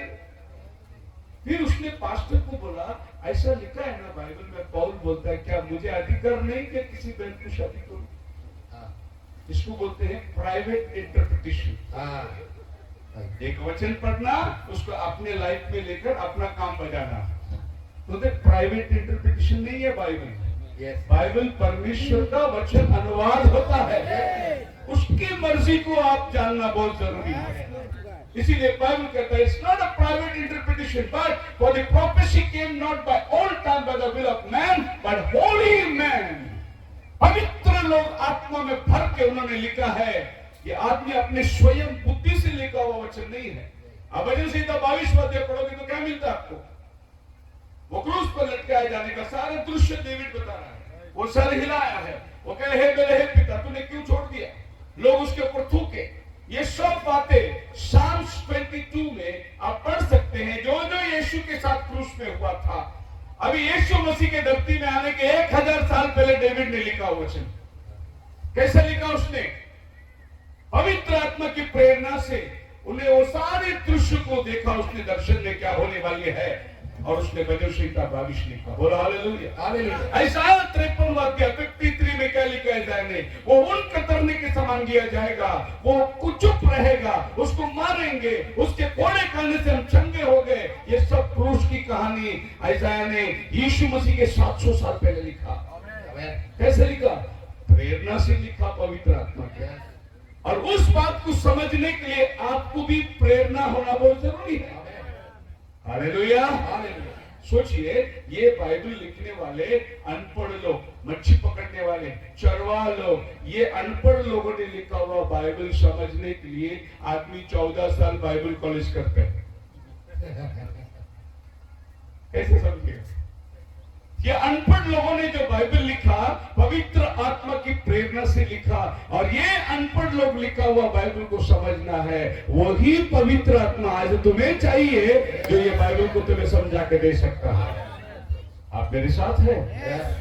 अगर पढ़े लिखे लोग बाइबल कॉलेज से निकले हुए बड़े बड़े बिशप और रेवरेंड लोग प्रभु की मर्जी से काम करते होंगे, तो वो 12 लोगों ने सारा दुनिया को उल्टा पुल्टा किया। आज 45,000 डिनोमिनेशन क्या कर रही है? गूगल में डाल के देखो डिनोमिनेशन कितना है। 45,000 डिफरेंट डिनोमिनेशन है धरती पर। क्या कर रहे हैं हम लोग? और एक्ट चैप्टर 17 वर्स 6 पढ़ के देखिए, 12 लोगों ने दुनिया को उल्टा पुल्टा कर दिया। बोले ये लोग इधर भी आ गए क्या? वो 12 और ये 45,000 किधर है? वो पवित्र आत्मा की प्रेरणा से चलते थे और ये नॉलेज से चल रहे हैं। यही डिफरेंट है आपको आज रेवल्यूशन समझने के लिए। सो बाइबल में जब आप जाते हैं, रेवल्यूशन की किताब, प्रकाशित वाक्य, तो एक एक बातें आपके लिए खुलती है। सबसे पहले हम बाइबल रेवल्यूशन में देख सकते हैं 7 स्टार्स। फिर आप 4थे अध्याय में आ जाओगे 7 बीस्ट है। फिर आप 8 और 9 अध्याय में आ जाओगे 7 ट्रम्पेट्स है। उसके बाद में 7 शील्ड्स है 6वें अध्याय के अंदर। उसके बाद 24 एल्डर्स सियासत के इर्द गिर्द बैठे हुए हैं। उसके बाद 10वां अध्याय में 7 थंडर्स है। फिर आप जाओगे 6th चैप्टर में तो 4 घोड़े आते हैं। फिर आप जाओगे 15 अध्याय में तो 4 कटोरा आता है। फिर आप जाओगे आगे तो 3 हाय ये धरती में बोला गया है। और आखिर में 13वां अध्याय उसमें वो पशु आता है जो 18वां अध्याय में 6 अंक को लेकर आता है। अब जिसको बुद्धि हो वो समझ ले बाइबल क्या कहती है। मैथ्यू चैप्टर पढ़िए 24 वर्स 14। मैथ्यू चैप्टर 24 हाँ 14 और 15 पढ़िए। ଆଉ ସମସ୍ତ ଜାତି ନିକଟରେ ସାକ୍ଷ୍ୟ ଦେବା ନିମନ୍ତେ ଆଜିର ଏହି ସୁସମାଚାର ସମୁଦାୟ ପୃଥିବୀରେ ଘୋଷଣା କରାଯିବ, ତତ୍ପରେ ଯୁଗାନ୍ତ ହେବ। ଏଣୁ ତୁମେମାନେ ଯେତେବେଳେ ଦାନିଏଲ ଭାଗବାଦୀଙ୍କ ଦ୍ୱାରା ଉକ୍ତ ଉସ୍ତନକାରୀ ଘୃଣ୍ୟ ବସ୍ତୁକୁ ପବିତ୍ର ସ୍ଥାନରେ ଅବସ୍ଥିତ ଦେଖିବ। बस जब तुम दानियल भविष्यद्वक्ता के द्वारा कहा हुआ अमंगल वस्तु पवित्र स्थान पे खड़े देखो, ब्रैकेट में लिखा है, जो पढ़े वो समझ ले, नहीं समझाएगा, जो पढ़ेगा वो समझेगा। Hallelujah, hallelujah. कुछ बातें प्रभु ने आपके तरफ रखा है, तुम समझो, मैं तुमको लिंक देता हूं। जब तुम ये देखोगे कि ये खड़ा है उधर, तो फिर देखो दानियल ने बोला तो वो आएगा, वो आ गया, अब तुम समझ जो आगे क्या होने वाला है। लेकिन ये समझ हमारे पास में ना होने के कारण समय बीतता जा रहा है, भविष्यवाणियां पूरी हो रही है, लेकिन लोग तैयार नहीं हो रहे हैं, क्योंकि लोग समझ नहीं पाए। सो इन बातों को समझने के लिए मैं एक एक करके आपके पास लेके जाता हूं। पढ़िए रेवलेशन चैप्टर 1 वर्स 20 के अंदर 7 तारे उसके दाहिने हाथ में हैं, और ये 7 तारे 7 कलीसिया के दूत हैं। ये 7 मैसेंजर्स लोग हैं जो उसके राइट हैंड में हैं, और ये मैसेंजर्स लोग एक एक चर्च को भेजे हुए दूत हैं। हमारा बाइबल उसको एंजल कहते हैं, लेकिन वो एंजल नहीं है, वो इंसान लोग हैं। तो ये दोनों भी इस बात को फर्क पड़ना बहुत जरूरी है कि वो 7 दूत तारे कौन है। ये 7 कलीसिया को भेजा हुआ दूत है। तो हमें देखना है ये 7 कलीसिया काल के दूत, उसी में लिखा है। फिर ये 7 दीवट क्या है प्रभु? बोले ये 7 दीवट 7 कलीसिया है। सो 7 चर्च, और 7 चर्च को भेजा हुआ 7 मैसेंजर्स। तो ये 7 कलीसिया किधर है? ये 7 कलीसिया आज के परगमस, स्मुरना, रेवलेशन चैप्टर 1 वर्स 11। सो आज के तुर्किस्तान में ये 7 कलीसिया का नाम है। ये 7 कलीसिया वहां बचा हुआ है, लेकिन प्रभु ने इन कलीसिया को लेटर नहीं लिखा। इस कलीसिया का नाम लेकर उसने आने वाले युगों को खत लिखा।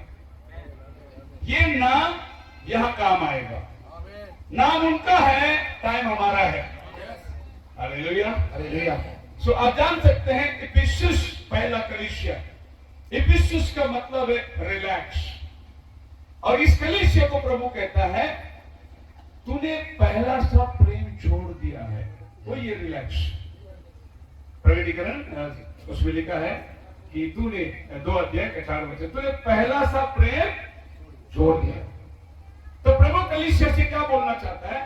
आपको मालूम है नए नए शादी हो गए तो कैसे चलते कपल, एकदम नजदीक नजदीक हाथ में हाथ डाल के एकदम साथ साथ चलते, और थोड़ा पत्थर आ गया तो ऐसे ऐसे करेगी लड़की, फिर लड़का उसको पैर देगा, ऐसा उठा के रखेगा, बेवकूफ जैसा उसका बाप ने उसको सिखाया नहीं चलने का।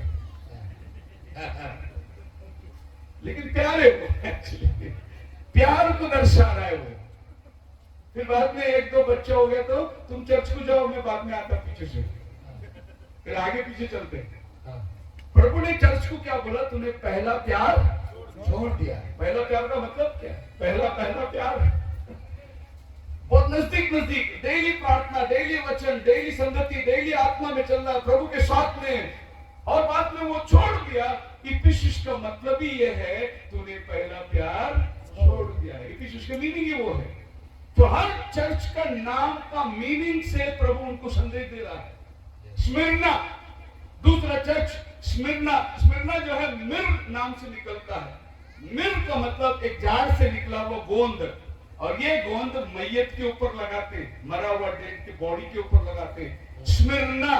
फिर वो वचन को प्रभु क्या बोलते देखो, तू प्राण देने तक विश्वासी रहा, तुझे जीवन का मुकुट मिलेगा। ये है स्मिरना चर्च में रहने वाले लोग। फिर ये कौन सा टाइम था जब स्मिरना चर्च धरती पे आया? कौन से वक्त लोगों ने कत्ल किया विश्वासियों को? ये टाइम को देखना है। मरने तक विश्वासी रह।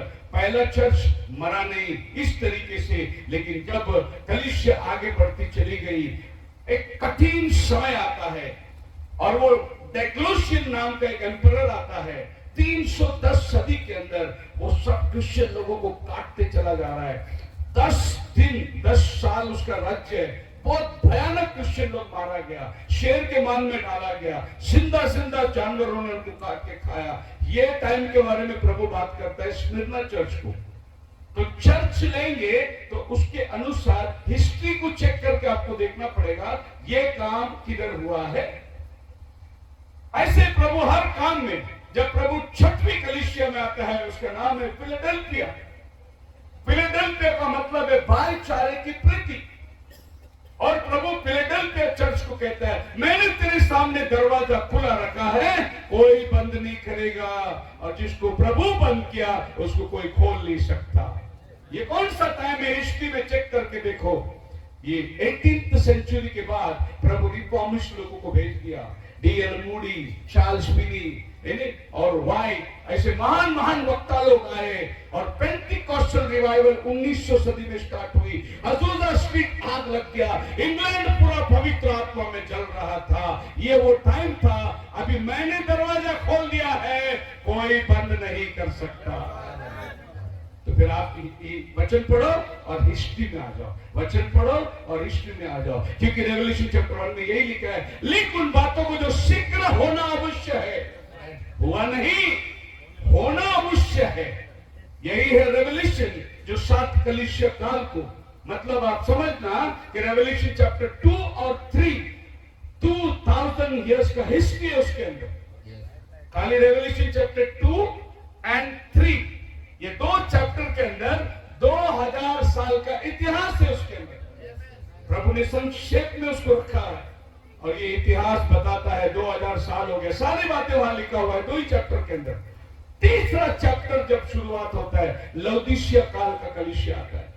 और लौदीसिया काल को प्रभु क्या कहता है? तू कहता है मैं धनी हो गया हूं, मेरे पास पैसा बहुत है, अभी मुझे किसी वस्तु की जरूरत नहीं, लेकिन तू जानता नहीं, तू अंधा है, नंगा है, तुच्छ है, दरिद्र है।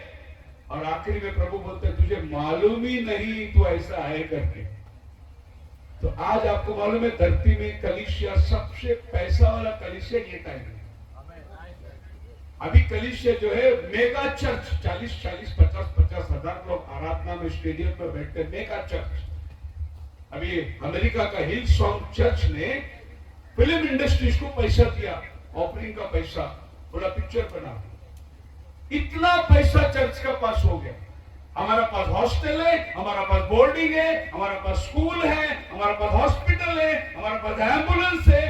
ये चर्च अभी बोलने लगी, लेकिन प्रभु ने एम्बुलेंस और बोर्डिंग बनाने के लिए नहीं भेजा था, प्रभु ने सुसमाचार देने के लिए भेजा था। लेकिन चर्च आज क्या बन गया?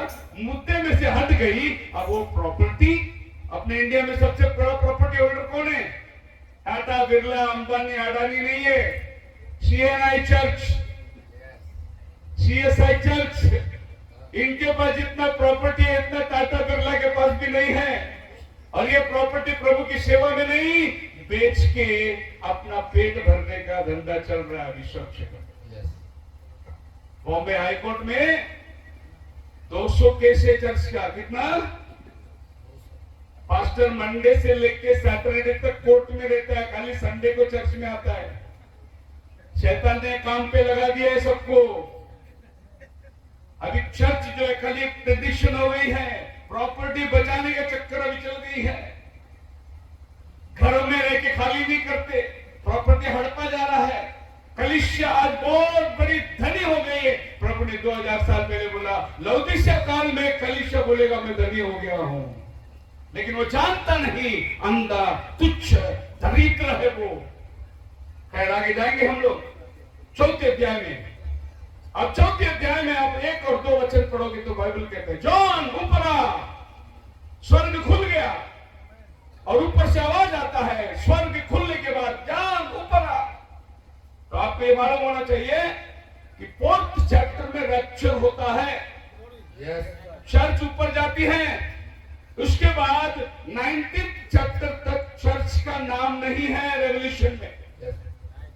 19th चैप्टर में वो सफेद घोड़े में बैठकर नीचे आ रहे हैं, चर्च आ रही है।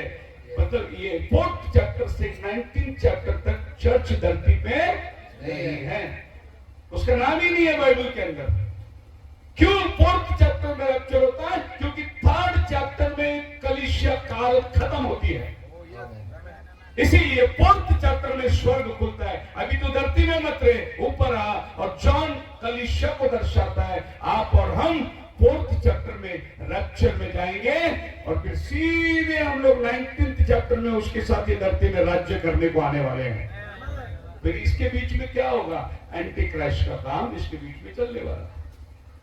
अभी बहुत से प्रचारक लोग ये बोलते हैं कि चर्च ट्रिब्युलेशन में जाएगी। चर्च ट्रिब्युलेशन में नहीं जाएगी, चर्च रैप्चर में जाएगी। हालेलुया। उदाहरण हमारे बाइबल में दो बढ़िया उदाहरण है। इससे पहले बारिश आई, नोहा बोट में आ गया था। नोहा उस समय का चर्च था, उस समय का रैप्चर वो बोट था। अपने फैमिली के साथ बोट में आ गया, दुनिया के ऊपर ट्रिब्युलेशन उतर कर आया।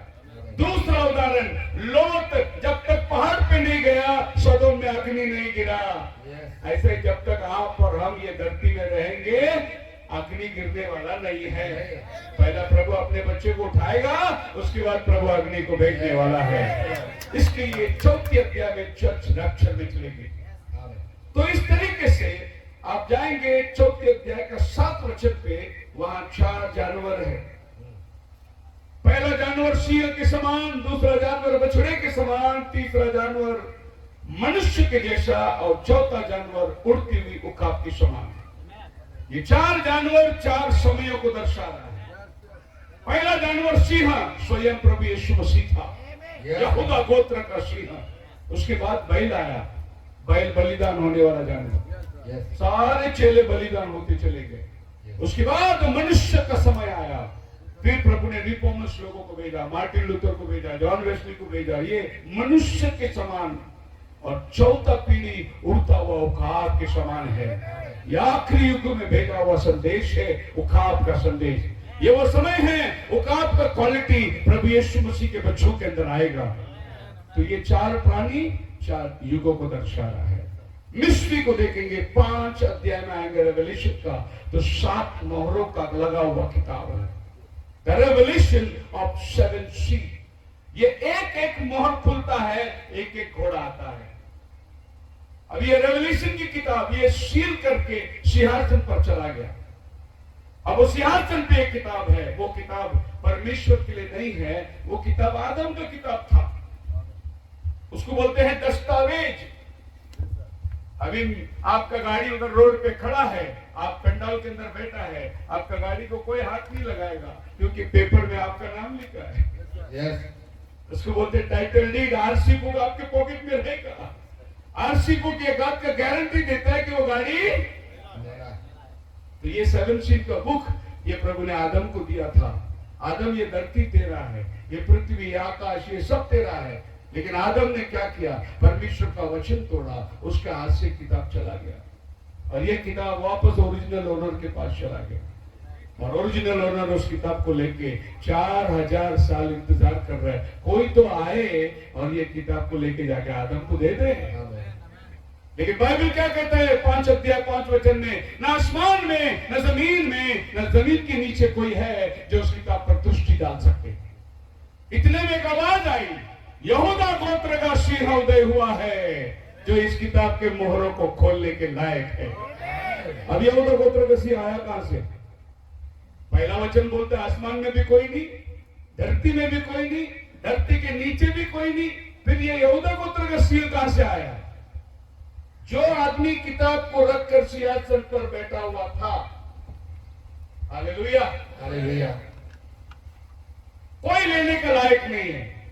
तो ये आदमी अपना महिमा को छोड़कर, वचन देहधारी होकर यीशु मसीह बनकर आया और किताब लेने के लिए, क्योंकि उसको खोलने के लिए कोई लायक ही नहीं है। कोई भी नहीं आसमान पर। फिर परमेश्वर खुद प्रबंध करने वाला परमेश्वर यहोवा जी ने प्रभु ने अब्राहम को बोला अपने बेटे को लेकर बलिदान कीजिए। और अब्राहम लागा अपने बेटे को रख दिया, लकड़ी सजाया, चाकू उठाया मारने के लिए। प्रभु ने हाथ पकड़ लिया, बोला ये तेरा काम नहीं, ये मेरा काम है। परमेश्वर ने जगत से ऐसा प्रेम किया, अपने इकलौते बेटे को दे दिया। अगर अब्राहम ईश्वर को काटता था जॉन 3:16 आपके बाइबल में नहीं आता था? हाँ, जॉन 3:16 आपके बाइबल में कैसे आएगा? अब्राहम भी तो दे दिया खुदा उनको, खुदा उनको बोले ये तेरा नहीं, ये मेरा काम है। फिर प्रभु बलिदान बोले झाड़ी के अंदर मेमना है, अपने सिंह से फंसा हुआ है। तो अब्राहम ने क्या बोला? यहोवा जीरे, प्रबंध करने वाला परमेश्वर, यहोवा जीरे, यहोवा सिक्किनो, यहोवा रोई, यहोवा शम्मा, ये सब आदमियों ने खुदा को दिया हुआ नाम है। याद रखना, ये खुदा का नाम नहीं है, yes, ये लोगों ने दिया। जब ये लोग युद्ध में गए और जय में आए और झंडा लेके आए, यहोवा हमारा शम्मा। जब ये बीमार पड़े, प्रभु ने चंगाई दिया, यहोवा रोई। ये लोगों ने यहोवा को नाम दिया, यहोवा शम्मा, यहोवा। जैसे जैसे यहोवा उनके साथ काम किया, वैसे वैसे उनको रिवील होता गया और वो यहोवा। लेकिन नाम कब उतरा? जब एक शरीर ये धरती में आया। आमेन, और तब गब्रिएल आके मरियम को बोला वो पुत्र जनेगी, उसका नाम यीशु रखना। अभी नाम असली ऊपर से नीचे आ रहा है। इसके पहले वो शारों का गुलाब, वो शोषण का फूल, वो भोर का तारा, क्या बोलना है प्रभु की तारीफ में। लेकिन नाम खुदा का तब उतर के आता। मोसेस ने बोला प्रभु आपका नाम क्या है? एक्सोडस 3:14 के अंदर प्रभु बोला मेरा नाम क्यों पूछते थे? जिसका नाम मैं हूं मैंने भेजा बोल के। नाम नहीं बताया उसने, नाम है ही नहीं। फिर उसके बाद में मनोवा ने खाना खिलाने के बाद में उसकी औरत ने बोली देखा था, वो लोग दोनों मिलकर बोलते आपका नाम बताओ ना। देवदूत ने बोला नाम क्यों पूछते तू? मेरा नाम अद्भुत है, निष्क्रिय। अभी नहीं बताऊंगा, टाइम आएगा पापों की क्षमा के लिए वही नाम आसमान से नीचे उतरने वाला है। अब प्रभु ने नियुक्त समय में उसके नाम को नीचे भेज दिया। यह है 7 मोहरों का किताब, जो एक एक मोहर खुलते खुलते चली गई। अभी टाइम नहीं है, मैं खाली आपको बता रहा हूँ मिस्ट्री कैसी खुलती है। अगर ये एक एक चीज के ऊपर संदेश देगा तो फिर 3-3 घंटा बात करना पड़ेगा एक विषय के ऊपर। पर मैं आपको लिंक दे रहा हूं कि कैसी।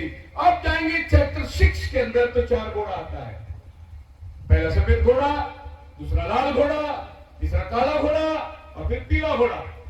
ये 4 घोड़ा आपको 6वें अध्याय में आता है। अब ये खाली जॉन ने नहीं देखा, ये ओल्ड टेस्टामेंट में देख रहा है। चैप्टर 6 वर्ष खोल के देखना, देख रहा है प्रॉफिट भी यही 4 घोड़ों को देखा। और जकरिया 6, रेवल्यूशन 6 दोनों सेम चैप्टर है। जकरिया ने बताया ये घोड़ा कहां कहां जाता है, इसका दिशा किधर किधर है। और जॉन ने वो घोड़े का काम क्या है वो बताया। अभी आपको मालूम है पीला घोड़ा होता है क्या? उसको बोलते पेल। अब आप जकरिया 6 पढ़ के देखना घर पे। पेल घोड़ा साउथ की तरफ जाता है। किधर जाता है? साउथ। अभी देखो, इजराइल से साउथ जो है अरब देश, मुस्लिम कंट्री। तो मुस्लिम के झंडे का कलर क्या है? हरा। यही हरा घोड़ा है।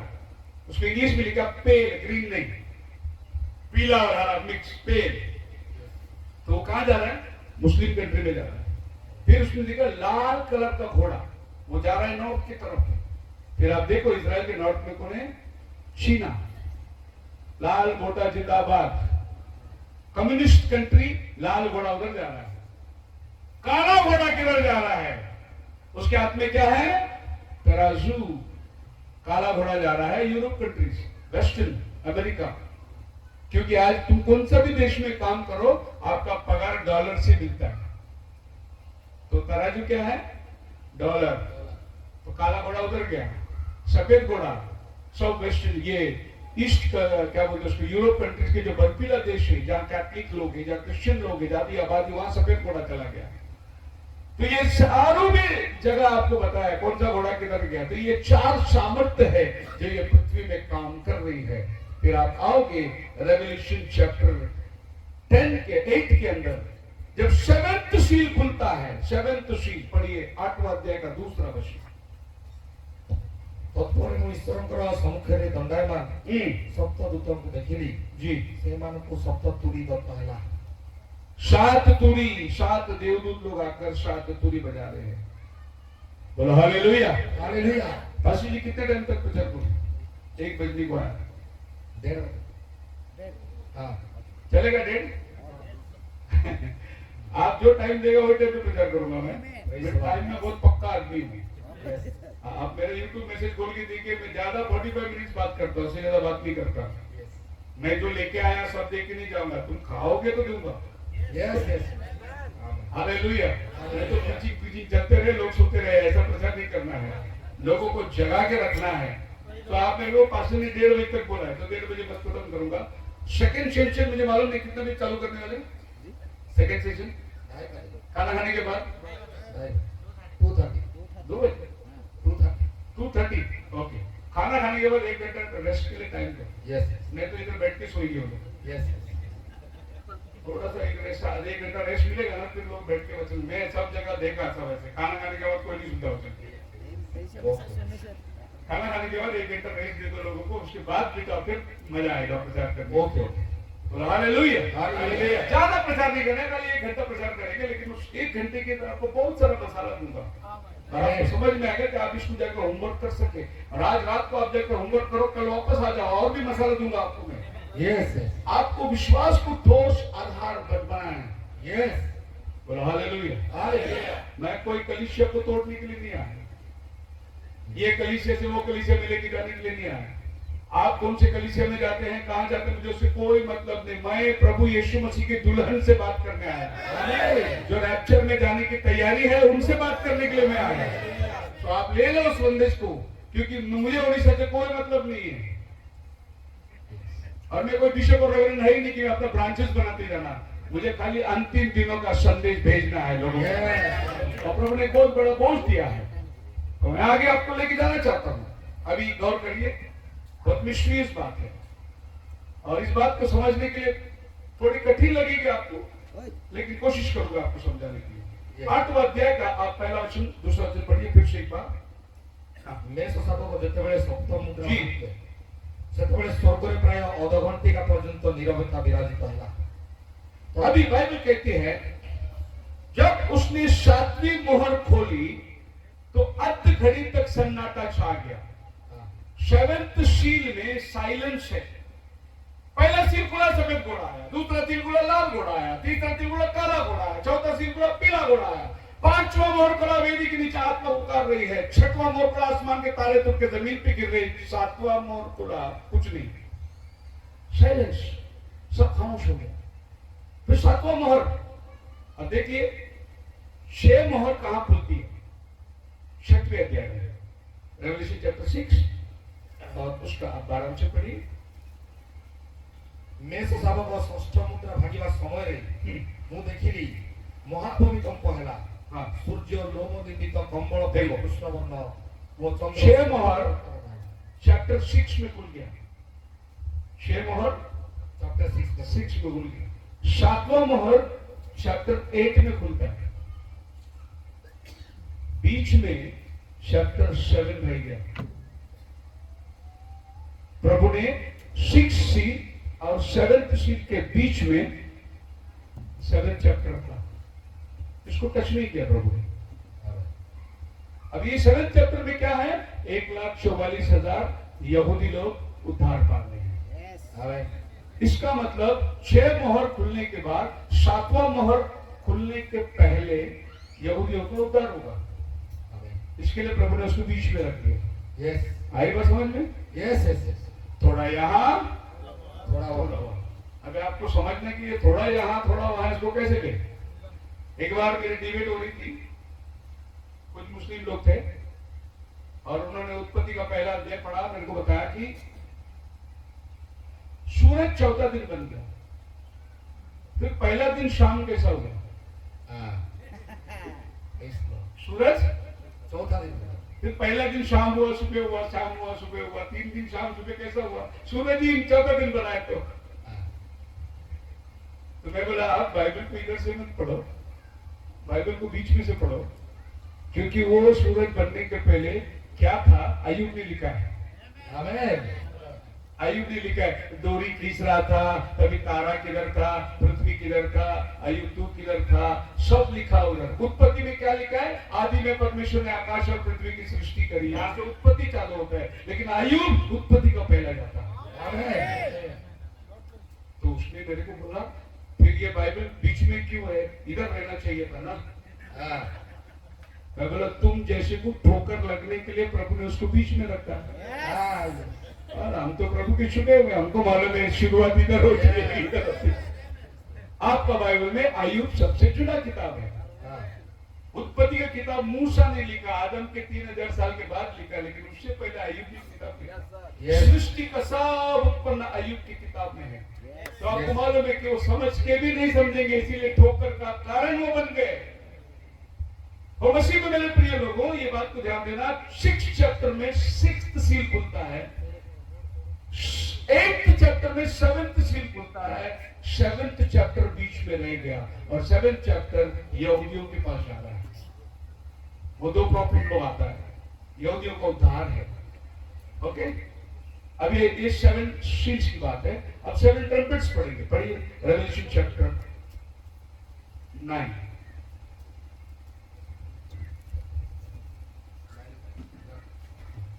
अब इसमें आप देखिए रेवलेशन चैप्टर 9 में 12-13 वचन में देखो 6th ट्रम्पेट बजता है। ଷଷ୍ଠ ଦୂତ ପରିଧ୍ୱନି କରନ୍ତେ ମୁଁ ଈଶ୍ୱରଙ୍କ ସମ୍ମୁଖସ୍ଥ ସୁବର୍ଣ୍ଣ ବେଦୀର ଶୃଙ୍ଗମାନଙ୍କ ମଧ୍ୟରୁ ଗୋଟିଏ ସ୍ୱର ଶୁଣିଲି। And the 6th angel sounded, and I heard a voice from heaven of Father's golden knife. The 6th angel trumpet बजाया, 7वां दूत, है ना? 6 ट्रम्पेट 8 और 9 में बजा। अभी ऐसा लिखिए, ये 8 अध्याय, ये 9 अध्याय, इधर 6 ट्रम्पेट बजता है। लेकिन 7th ट्रम्पेट किधर बजता है? 11वां अध्याय 14 वचन, रेवलेशन चैप्टर 11 वर्स 14। और 7वां दूत ने तुरी फूंका। अभी देखो 9 में 6 ट्रम्पेट हो गया, 7th ट्रम्पेट 11th में चला गया, 10th अध्याय छूट गया।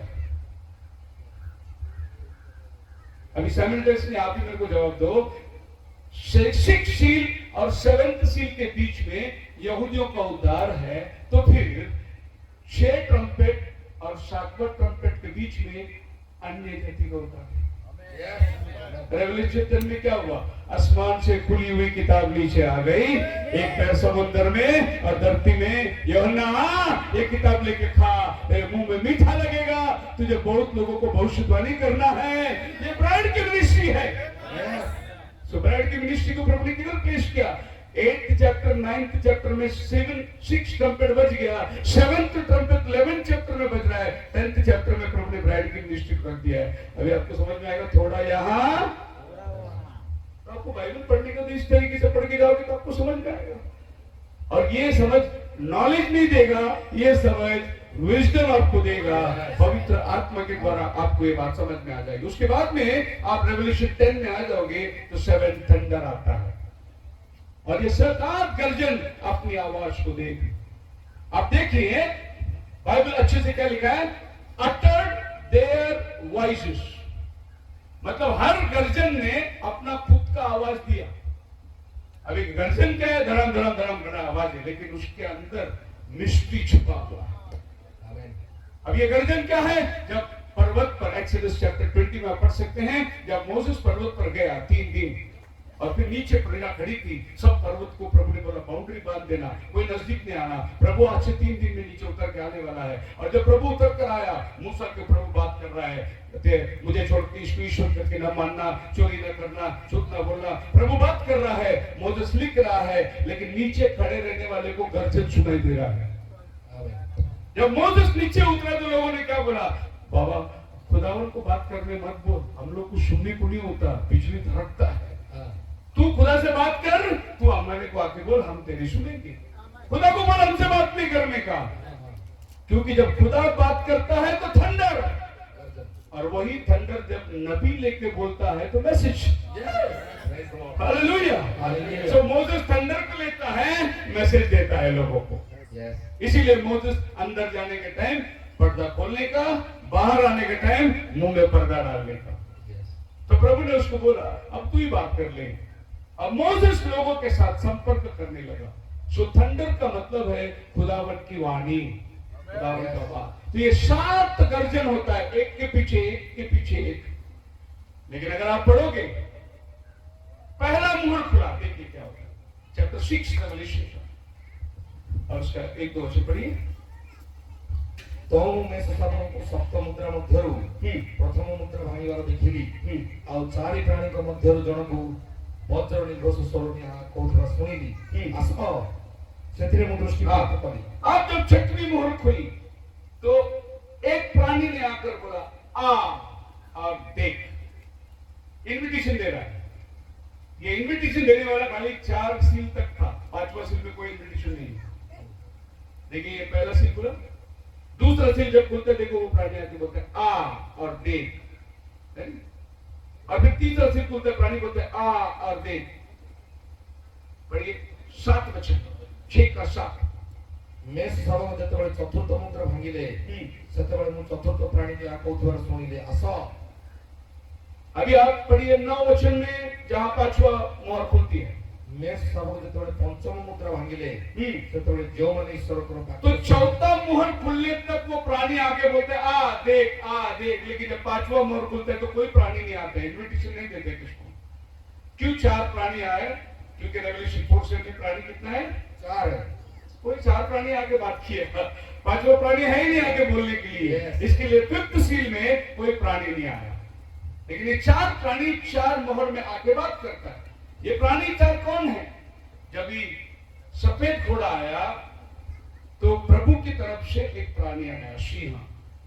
जब काला घोड़ा, लाल घोड़ा आया तब प्रभु के पास से एक प्राणी आया, बछड़ा। जब काला घोड़ा आया तो प्रभु के पास से एक प्राणी आया, मनुष्य। जब पीला घोड़ा आया तो प्रभु के पास से एक प्राणी आया, उकाब। अब 4 घोड़ा खत्म हो गया, 5वां प्राणी है ही नहीं, तो प्रभु के पास भी 5वां प्राणी नहीं। फिर डायरेक्ट 5th सील खुलता है, आ, कोई इनविटेशन नहीं। और उसने वेदी के नीचे आत्माओं को देखा है। आगे जाएंगे हम लोग। हमारा बाइबल कहता है the mystery of the kingdom of God. Matthew chapter 13 के अंदर आपको 7 मिस्ट्रीज मिलता है, 7 पैराबल्स मिलता है। The mystery of the 7 stars, Revelation chapter 1. The mystery of the body of Christ, Ephesians chapter 3. The mystery of indwelling of the Spirit, Colossians chapter 1. The mystery of the bride of Christ Jesus, Ephesians chapter 5. The mystery of the rapture of the believers, 1 Corinthians chapter 15. The mystery of Israel's hardening, Romans chapter 11. The mystery of 7 climatic judgments, Revelation chapter 15 and 18. ये सब mystery एक एक करके mystery चला जा रहा है, और एक एक मिस्ट्री जो है अनफोल्ड होता है। जैसे समय बीतता है एक एक मिस्ट्री अनफोल्ड होती चला जाता है। अभी आपको सब मालूम है कि प्रभु यीशु मसीह पैराबल्स में बात करता था, दृष्टांतों में बात करता था। जब दृष्टांतों में प्रभु बात करता था, चेलों ने बोला प्रभु आप दृष्टांतों में क्यों बात करते हैं? तो प्रभु यीशु मसीह ने उनको जवाब दिया, मैं दृष्टांतों में इसलिए बात करता हूं, मैथ्यू चैप्टर 13 वर्स 10, मैं दृष्टांतों में इसलिए बात करता हूं। ଏଥିରେ ଶିଷ୍ୟମାନେ ତାଙ୍କ ପାଖକୁ ଆସି ପଚାରିଲେ ଆପଣ କାହିଁକି ସେମାନଙ୍କ ଦୃଷ୍ଟାନ୍ତ ଦ୍ୱାରା କଥା କହୁଅଛନ୍ତି? हो क्यों दृष्टांतों में बात करते हैं? आप खुल के क्यों नहीं बोल देते हैं? क्यों आप मिस्ट्रीज में बता रहे हैं? 11 में यीशु मसीह जवाब देता है, ଯୀଶୁ ଉତ୍ତର ଦେଲେ କାରଣ ସ୍ୱର୍ଗ ରାଜ୍ୟର ନିଗୁଡ ତତ୍ତ୍ୱ ସମୂହ ଜାଣିବା ନିମନ୍ତେ ତୁମମାନଙ୍କୁ ଶକ୍ତି ଦିଆଯାଇଅଛି। इसमें 2 प्रकार के लोग हैं, एक unto you, दूसरा to them। 2 प्रकार के लोग हैं। मिस्ट्री में मैं इसलिए बोलता हूं, पैराबल्स में इसलिए बोलता हूं कि तुमको प्रकाशन दिया गया है, उनको प्रकाशन नहीं दिया गया। अभी तुमको कौन है, उनको कौन है? अभी इधर जो बैठे ले तुम में है क्या उनमें है? अगर तुम में हो तो तुमको मिस्ट्री समझेगी, अगर तुम उनमें हो तो तुमको मिस्ट्री नहीं समझेगी। है 2 चर्च है इधर, एक मिस्ट्री को समझने वाला चर्च है और एक मिस्ट्री को नहीं समझने। और पादरी साहब जो भी बोलेगा उसको कलीसिया कलीस बैठे आमीन बोल के चली जाती है, उनको कुछ नहीं मालूम। अगर आप पूछोगे क्या हुआ संदेश, बोलेंगे बहुत डीप था। क्या था? डीप था मतलब समझा नहीं उसको। मैसेज डीप नहीं है, इसको समझाने मैसेज। क्योंकि मैसेज कितना भी डीप हो हम समझाने के लिए तो आए हैं ना। फिर क्या तो फिर नहीं समझा तो क्या मतलब है? उसको नहीं समझा। एक बार ऐसा हुआ था, अक्सर अपने गांव शहर में बहुत होता है ऐसे ऐसे नए नए केस। पादरी साहब नौकर को घर में बोल के आया था, चर्च के बाजू में पास्टर का घर भी रहता है, पास्टर को लंबा से आना नहीं पड़ता है, पार्श्व नहीं, चर्च के पीछे उसके घर रहता है। उसने बोला नौकर को, सुना ये मुर्गी है, इसको आप फ्राई करना, आप हाफ रोस्ट करना, हाफ फ्राई कर देना, कड़ी बना देना आप। और पादरी साहब जाके पुलपिट में खड़ा हो गया, मीटिंग चालू है, तो कुक भूल गया क्या बोला था पास्टर। वो उधर से मुर्गी लेके आके दरवाजे के पीछे खड़े रह के पास्टर को बताया क्या करने का इसका। तो पादरी साहब बोला अभी ऐसे टाइम पे पूछा क्या बताऊंगा इसको। पादरी साहब लाओ हम सब लोग खड़े हो जाएंगे। तो सब लोग खड़े हो गए, हाफ रोस्ट, हाफ करी, आमीन। किसको भी मालूम नहीं पास्टर ने क्या बोला, कुक को समझ गया, हाफ करी हाफ को भाग गए चिकन में लेके बनाने के लिए। लेकिन चर्च वाले लोग आमीन। वैसे आज भी अगर आप निष्क्रिय वो वाला रहेंगे, ये वाला रहेंगे, तो आपको कुछ नहीं समझेगा। आपको भेद की बातें समझना है, खुदावन आज आपसे बातें करेगा। सो हम लोग सब खड़े हो जाएंगे, सब लोग खड़े हो जाएंगे। Hallelujah, hallelujah, hallelujah, hallelujah. Thank you, Jesus. Thank you, Jesus. Thank you, Jesus. Thank you, Jesus. प्यारे प्रभु तेरा शुक्र है, अब तक के समय तूने अगुवाई किया और दूसरी सेशन में हम इकट्ठे होने वाले हैं, तब तक के लिए तो हमें आशीषित कर, दयाल और दया कर, तेरा वचन समझाने का अनुग्रह कर। दुआ प्रभु यीशु के नाम से मांगते हैं, सुन और कबूल कर। आमीन, हालेलुया, हालेलुया। इसका सेकंड पार्ट में सेशन के बाद मिलूंगा और सिर्फ एक ही एग्जांपल में मैं आज शाम का मैसेज आपको पीछे करूंगा। वो औरत जो आटा गूंथती है ना, पढ़ा आपने, वो खाली उतना ही पैराबल लेके नेक्स्ट सेकंड में हम लोग खड़े होंगे, उसके अंदर बहुत मसाला छुपा हुआ है। खुदावन आप सबको आशीर्वाद। Praise God. Praise God. God bless you. Thank you so much for this show. Amen. Praise God. ମାନେ ସମସ୍ତେ ବସିବା, ଏଇ ସମୟରେ ଆମମାନଙ୍କୁ ମଧ୍ୟରେ ଗୋଟେ ଗୀତ ଗାଇବା, ମାନେ ରୋକିବା ନିମନ୍ତେ ଗୀତ ଗାଇବା। आमार मध्य गुटिंगिया मंडली तरफ जड़े भाई आसी से भाई अनुरोध कर गोटे गीत गान करने निमंते से भाई देखी पारती ना किंतु प्रभुंर गौरव और प्रशंसा करने बहुत उज्जवल अटंती। Hallelujah, hallelujah. से भाई जड़े मास्टर अटंती, से स्कूल रे पाठ पढ़ाती, से शिक्षक काम करती। Praise Lord. ए समय भाई को आमे माइक दे देबा आ भाई सही जगह रे बसिकी गाई पारिबे, नहले आगो कासिया पैसा करते तो आगो को मते ठेक करते।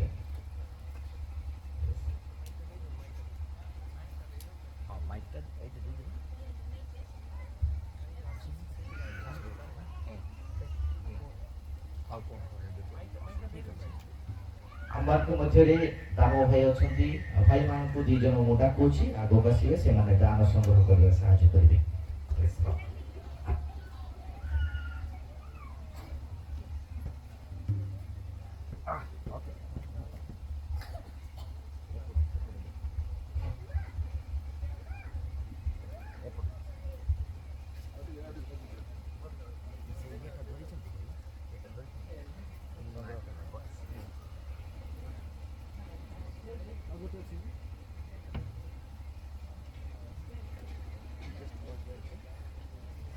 भूली गले तो এইটা কেন করে দেখুন গান তো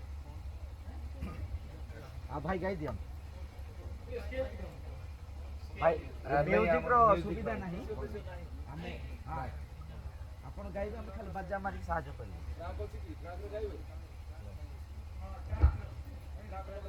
भाई ट्रैक लागिबो ओके फोन दे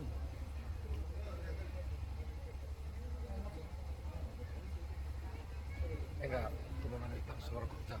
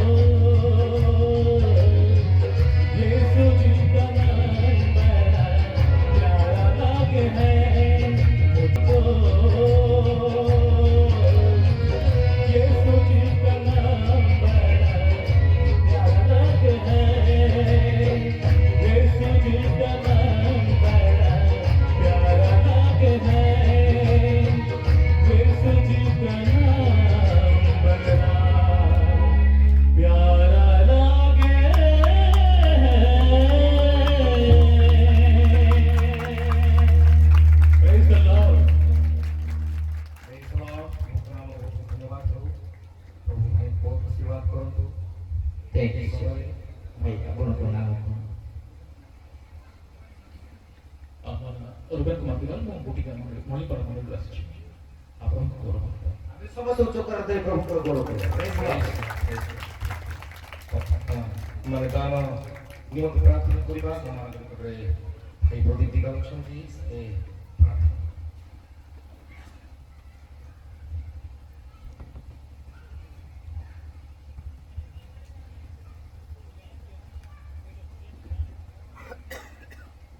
ସର୍ବପ୍ରଥମେ ସମସ୍ତଙ୍କୁ ପ୍ରଭୁ ଯୀଶୁ ଖ୍ରୀଷ୍ଟଙ୍କ ନାମରେ ସାଲୋମ ଆସନ୍ତୁ ଆମମାନେ ଅନ୍ତିମ ପ୍ରାର୍ଥନା କରିବା ସଂଗୃହୀତ ଦାନ ପୁଣି ଆଗାମୀ କାର୍ଯ୍ୟକ୍ରମକୁ ପ୍ରଭୁଙ୍କ ନିକଟରେ ସମର୍ପଣ କରିବା। ଆସନ୍ତୁ ପ୍ରାର୍ଥନା କରିବା। ହେ ଆମମାନଙ୍କର ଧର୍ମମୟ ସ୍ୱାମୀ, ଆମମାନଙ୍କର ଉଦ୍ଧାରକର୍ତ୍ତା ମୁକ୍ତିଦାତା ସୈନ୍ୟାଧିପତି ସଦାପ୍ରଭୁ ପ୍ରଭୁ ଯୀଶୁ ଖ୍ରୀଷ୍ଟ, ଆମେ ତୁମକୁ ଧନ୍ୟବାଦ ଦେଉଛୁ, ଗୌରବ କରୁଛୁ, ପ୍ରଶଂସା କରୁଛୁ ରାଜା। ବାସ୍ତବରେ ପ୍ରଭୁ ଅନେକ ଦିନର ପ୍ରାର୍ଥନା ପ୍ରଭୁ ଆଜି ତୁମେ ସଫଳ କର, ଏଥିପାଇଁ ଧନ୍ୟବାଦ ଦେଉଛୁ। ପ୍ରିୟ ପ୍ରଭୁ ମଣ୍ଡଳୀ ପ୍ରାର୍ଥନା କରିଥିଲେ, ପୁଣି ଯେତେ ଲୋକ ଖବର ପାଇଥିଲେ ସମସ୍ତେ ବି ପ୍ରାର୍ଥନାରେ ତୁଳି ଧରିଥିଲେ ବାପା। ସେଇ ସମସ୍ତ କାର୍ଯ୍ୟକ୍ରମକୁ ତୁମେ ଆଜି ପ୍ରଭୁ ଆରମ୍ଭ କରିଛ, ପୁଣି ସୁଦୂର ବାପା ମୁମ୍ବାଇରୁ ତୁମରି ପ୍ରଭୁ ରାଷ୍ଟ୍ରକୁ ତୁମେ କଢେଇ ଆଣିଛ, ଏଥିପାଇଁ ତୁମକୁ ଧନ୍ୟବାଦ ଦେଉଛୁ। ତାହାଙ୍କ ମୁଖରୁ ବାପା ତୁମେ ତୁମରି ବାପା ଭେଦ ରହସ୍ୟ ବାକ୍ୟ ପ୍ରକାଶ କରୁଛୁ, ଏଥିପାଇଁ ତୁମରି ଶ୍ରୀ ମହତ ନାମର ଗୌରବ ସଂଗ୍ରମ। ପ୍ରିୟ ପିତା, ପ୍ରିୟ ରାଷ୍ଟ୍ରଙ୍କୁ ଶକ୍ତି ସାମର୍ଥ୍ୟ ଦିଅ, ତାଙ୍କର ସ୍ୱାସ୍ଥ୍ୟକୁ ଭଲ ରଖ। ପୁଣି ପ୍ରଭୁ ଆଗାମୀ ସେସନ ପୁଣି ଆଗାମୀ ଆହୁରି 2 ଦିନ ସେ ସମସ୍ତ ଯେପରି ବାକ୍ୟ ପ୍ରଭୁ ସୁସ୍ଥ ସବଳ ହୋଇ ପ୍ରକାଶ କରିପାରିବେ ଦୟା କର। ପୁଣି ପ୍ରଭୁ ସମସ୍ତ କାର୍ଯ୍ୟରତ ଆୟୋଜନ କରିଥିବା ମଣ୍ଡଳୀକୁ ମଧ୍ୟ ତୁମେ ଶକ୍ତି ସାମର୍ଥ୍ୟ ପ୍ରଦାନ କର ବୋଲି ପ୍ରାର୍ଥନା କରୁଛୁ। ପ୍ରିୟ ପିତା, ଏତେବେଳେ ତୁମରି ରାଜ କାର୍ଯ୍ୟ ନିମନ୍ତେ ଆମମାନେ କିଛି ପ୍ରଭୁ ତୁମରି ହାତକୁ ଦେଉ କିଞ୍ଚିତ ଦାନ ଦେଇଅଛୁ ବାବା। ଏଇ ଛୋଟ ଦାନକୁ ତୁମେ ପ୍ରଭୁ ଯୀଶୁ ଖ୍ରୀଷ୍ଟ ନାମରେ ଗ୍ରହଣ କର, ଏହାକୁ ପ୍ରଭୁ ତୁମେ ମଲ୍ଟିପ୍ଲାଇ କର, ଏହା ଯେପରି ପ୍ରଭୁ ତୁମରି ରାଜ୍ୟ ନିମନ୍ତେ ବ୍ୟବହୃତ ହେଇପାରିବ ବାବା, ତୁମେ ଅନୁଗ୍ରହ କର ରାଜା। ଯେତେବେଳେ ପ୍ରଭୁ ଯେତେ ଜଣ ସ୍ଥାନରେ ବସିଅଛୁ ସମସ୍ତଙ୍କୁ ତୁମେ ପ୍ରଭୁ ଯୀଶୁ ନାମରେ ଆଶୀର୍ବାଦ କର। ପୁଣି ପ୍ରଭୁ ଯେତେ ଲୋକ ବି ଆସୁଛନ୍ତି ସେମାନଙ୍କୁ ମଧ୍ୟ ବାବା ପ୍ରଭୁ ନିରାପଦରେ ସ୍ଥାନକୁ କଢେଇ ଆଣ। ପ୍ରଭୁ ଏ ସ୍ଥାନରେ ବାବା କୌଣସି ପ୍ରକାର ବ୍ୟାଘାତ ନ ଘଟୁ, ଶାନ୍ତି ଶୃଙ୍ଖଳାର ସହିତ ସମସ୍ତ କିଛି କାର୍ଯ୍ୟ ସମାପନ ହେବା ପାଇଁ ସାହାଯ୍ୟ କର। ବାତାବରଣକୁ ସୁସ୍ଥିର ରଖ, କ୍ଲାଇମେଟକୁ ଠିକ ରଖ ବାବା। ସମସ୍ତ ଯେତେ ଟେକ୍ନିକାଲ କାର୍ଯ୍ୟକ୍ରମ ଚାଲିଅଛି ତାହାକୁ ମଧ୍ୟ ତୁମେ ସ୍ଥିର ରଖ ବୋଲି ଆମେ ପ୍ରାର୍ଥନା କରୁଛୁ। ଏତେବେଳେ ବାପା ଶୁଣିଥିବା ବାକ୍ୟ ସଂଗୃହୀତ ଦାନ ଆଗାମୀ ସମସ୍ତ କାର୍ଯ୍ୟକ୍ରମକୁ ପୁନର୍ବାର ତୁମରି ପବିତ୍ର ହସ୍ତରେ ସମର୍ପଣ କରି এই নিবেদন উদ্ধারকর্তা প্রিয় প্রভু যীশু খ্রিস্টଙ୍କ নামରେ ମାଗୁଅଛୁ, ଆମେନ୍। ପ୍ରେଜ୍ ଦ ଲର୍ଡ। ବର୍ତ୍ତମାନ ଆମେ ସମସ୍ତେ ଖାଇବାକୁ ଯିବା, ତାପରେ ଠିକ ସେ ଭାବରେ ନିର୍ଦ୍ଧାରିତ 2:30 ସମୟରେ ଆମେ ପୁନର୍ବାର ଉପାସନା ଆରମ୍ଭ କରିବା। ଆପଣମାନଙ୍କୁ ଗୋଟିଏ ପ୍ରଶ୍ନ ପଚାରିବା ପାଇଁ ଚାହେଁ, ଯାହା ଆଜ୍ଞା ବାକ୍ୟ କହିଲେ ସମସ୍ତେ ଆପଣମାନେ ବୁଝିପାରିଲେ କି? ପ୍ରେଜ୍ ଦ ଲର୍ଡ। ମୁଁ ପ୍ରଭୁଙ୍କୁ ଧନ୍ୟବାଦ ଦିଏ, ଆଉ ତାହାକୁ ଆମେ ଓଡ଼ିଆରେ ଟ୍ରାନ୍ସଲେସନ୍ କରିବା ପାଇଁ ଚିନ୍ତା କରିଥିଲୁ, କିନ୍ତୁ ସମୟ ବହୁତ କମ୍ ହେଲା, ଆଉ ସେଥିପାଇଁ ଆମେ ଓଡ଼ିଆ ଟ୍ରାନ୍ସଲେସନ୍ କରିପାରିନାହୁଁ। ତଥାପି ମଧ୍ୟ ପ୍ରଭୁ ନିଶ୍ଚିତ ଭାବରେ ଆମମାନଙ୍କୁ ସେ ସମସ୍ତ ବୁଦ୍ଧି ଦେବେ, ଯାହାକି ଆଜ୍ଞା ବର୍ତ୍ତମାନ କହୁଥିଲେ ଯେ ସେ ବୁଦ୍ଧି ତାହାଙ୍କ ତରଫରୁ ଆସିଥାଏ। ପ୍ରେଜ୍ ଦ ଲର୍ଡ। ଆଉ ପ୍ରଭୁଙ୍କ ନାମରେ ଧନ୍ୟବାଦ ହେଉ। ଆସନ୍ତୁ ଆଜିର ଉପାସନାକୁ ଏଠାରେ ଶେଷ କରୁ ଏବଂ ଆମେ ସମସ୍ତେ ବର୍ତ୍ତମାନ ଖାଇବାକୁ ଯିବା। ପ୍ରେଜ୍ ଦ ଲର୍ଡ। ସମସ୍ତଙ୍କୁ ନମସ୍କାର, ଶାଲୋମ। ପ୍ରେଜ୍ ଦ ଲର୍ଡ। ପ୍ରେଜ୍ ଦ ଲର୍ଡ। ନେକ୍ସଟ ଉପାସନାରେ ଯେଉଁ ଭାଇ ଭଉଣୀମାନେ ଗୀତ ଦ୍ୱାରା ପ୍ରଭୁଙ୍କର ଗୌରବ କରିବା ପାଇଁ ଚାହୁଁଛନ୍ତି ଆଗରୁ ଆମକୁ ଜଣାଇଲେ ଆମେ ସମୟ ଦେଖି ସେ ଭାଇମାନଙ୍କୁ ଆମେ ଗୀତ ଗାଇବାର ନିମନ୍ତେ ସୁଯୋଗ ଦେବୁ। ପ୍ରେଜ୍ ଦ ଲର୍ଡ। ପ୍ରତ୍ୟେକ ଭାଇ ଭଉଣୀ କିମ୍ବା କୌଣସି ମଣ୍ଡଳୀର ଗ୍ରୁପ ମା ବାପା ଗାଇବା ପାଇଁ ଚାହୁଁଛନ୍ତି ଆଉ ଆମକୁ ଆଗରୁ ଜଣାଇବେ, ଆମେ ଗୀତ ଗାଇବା ପାଇଁ ସମସ୍ତେ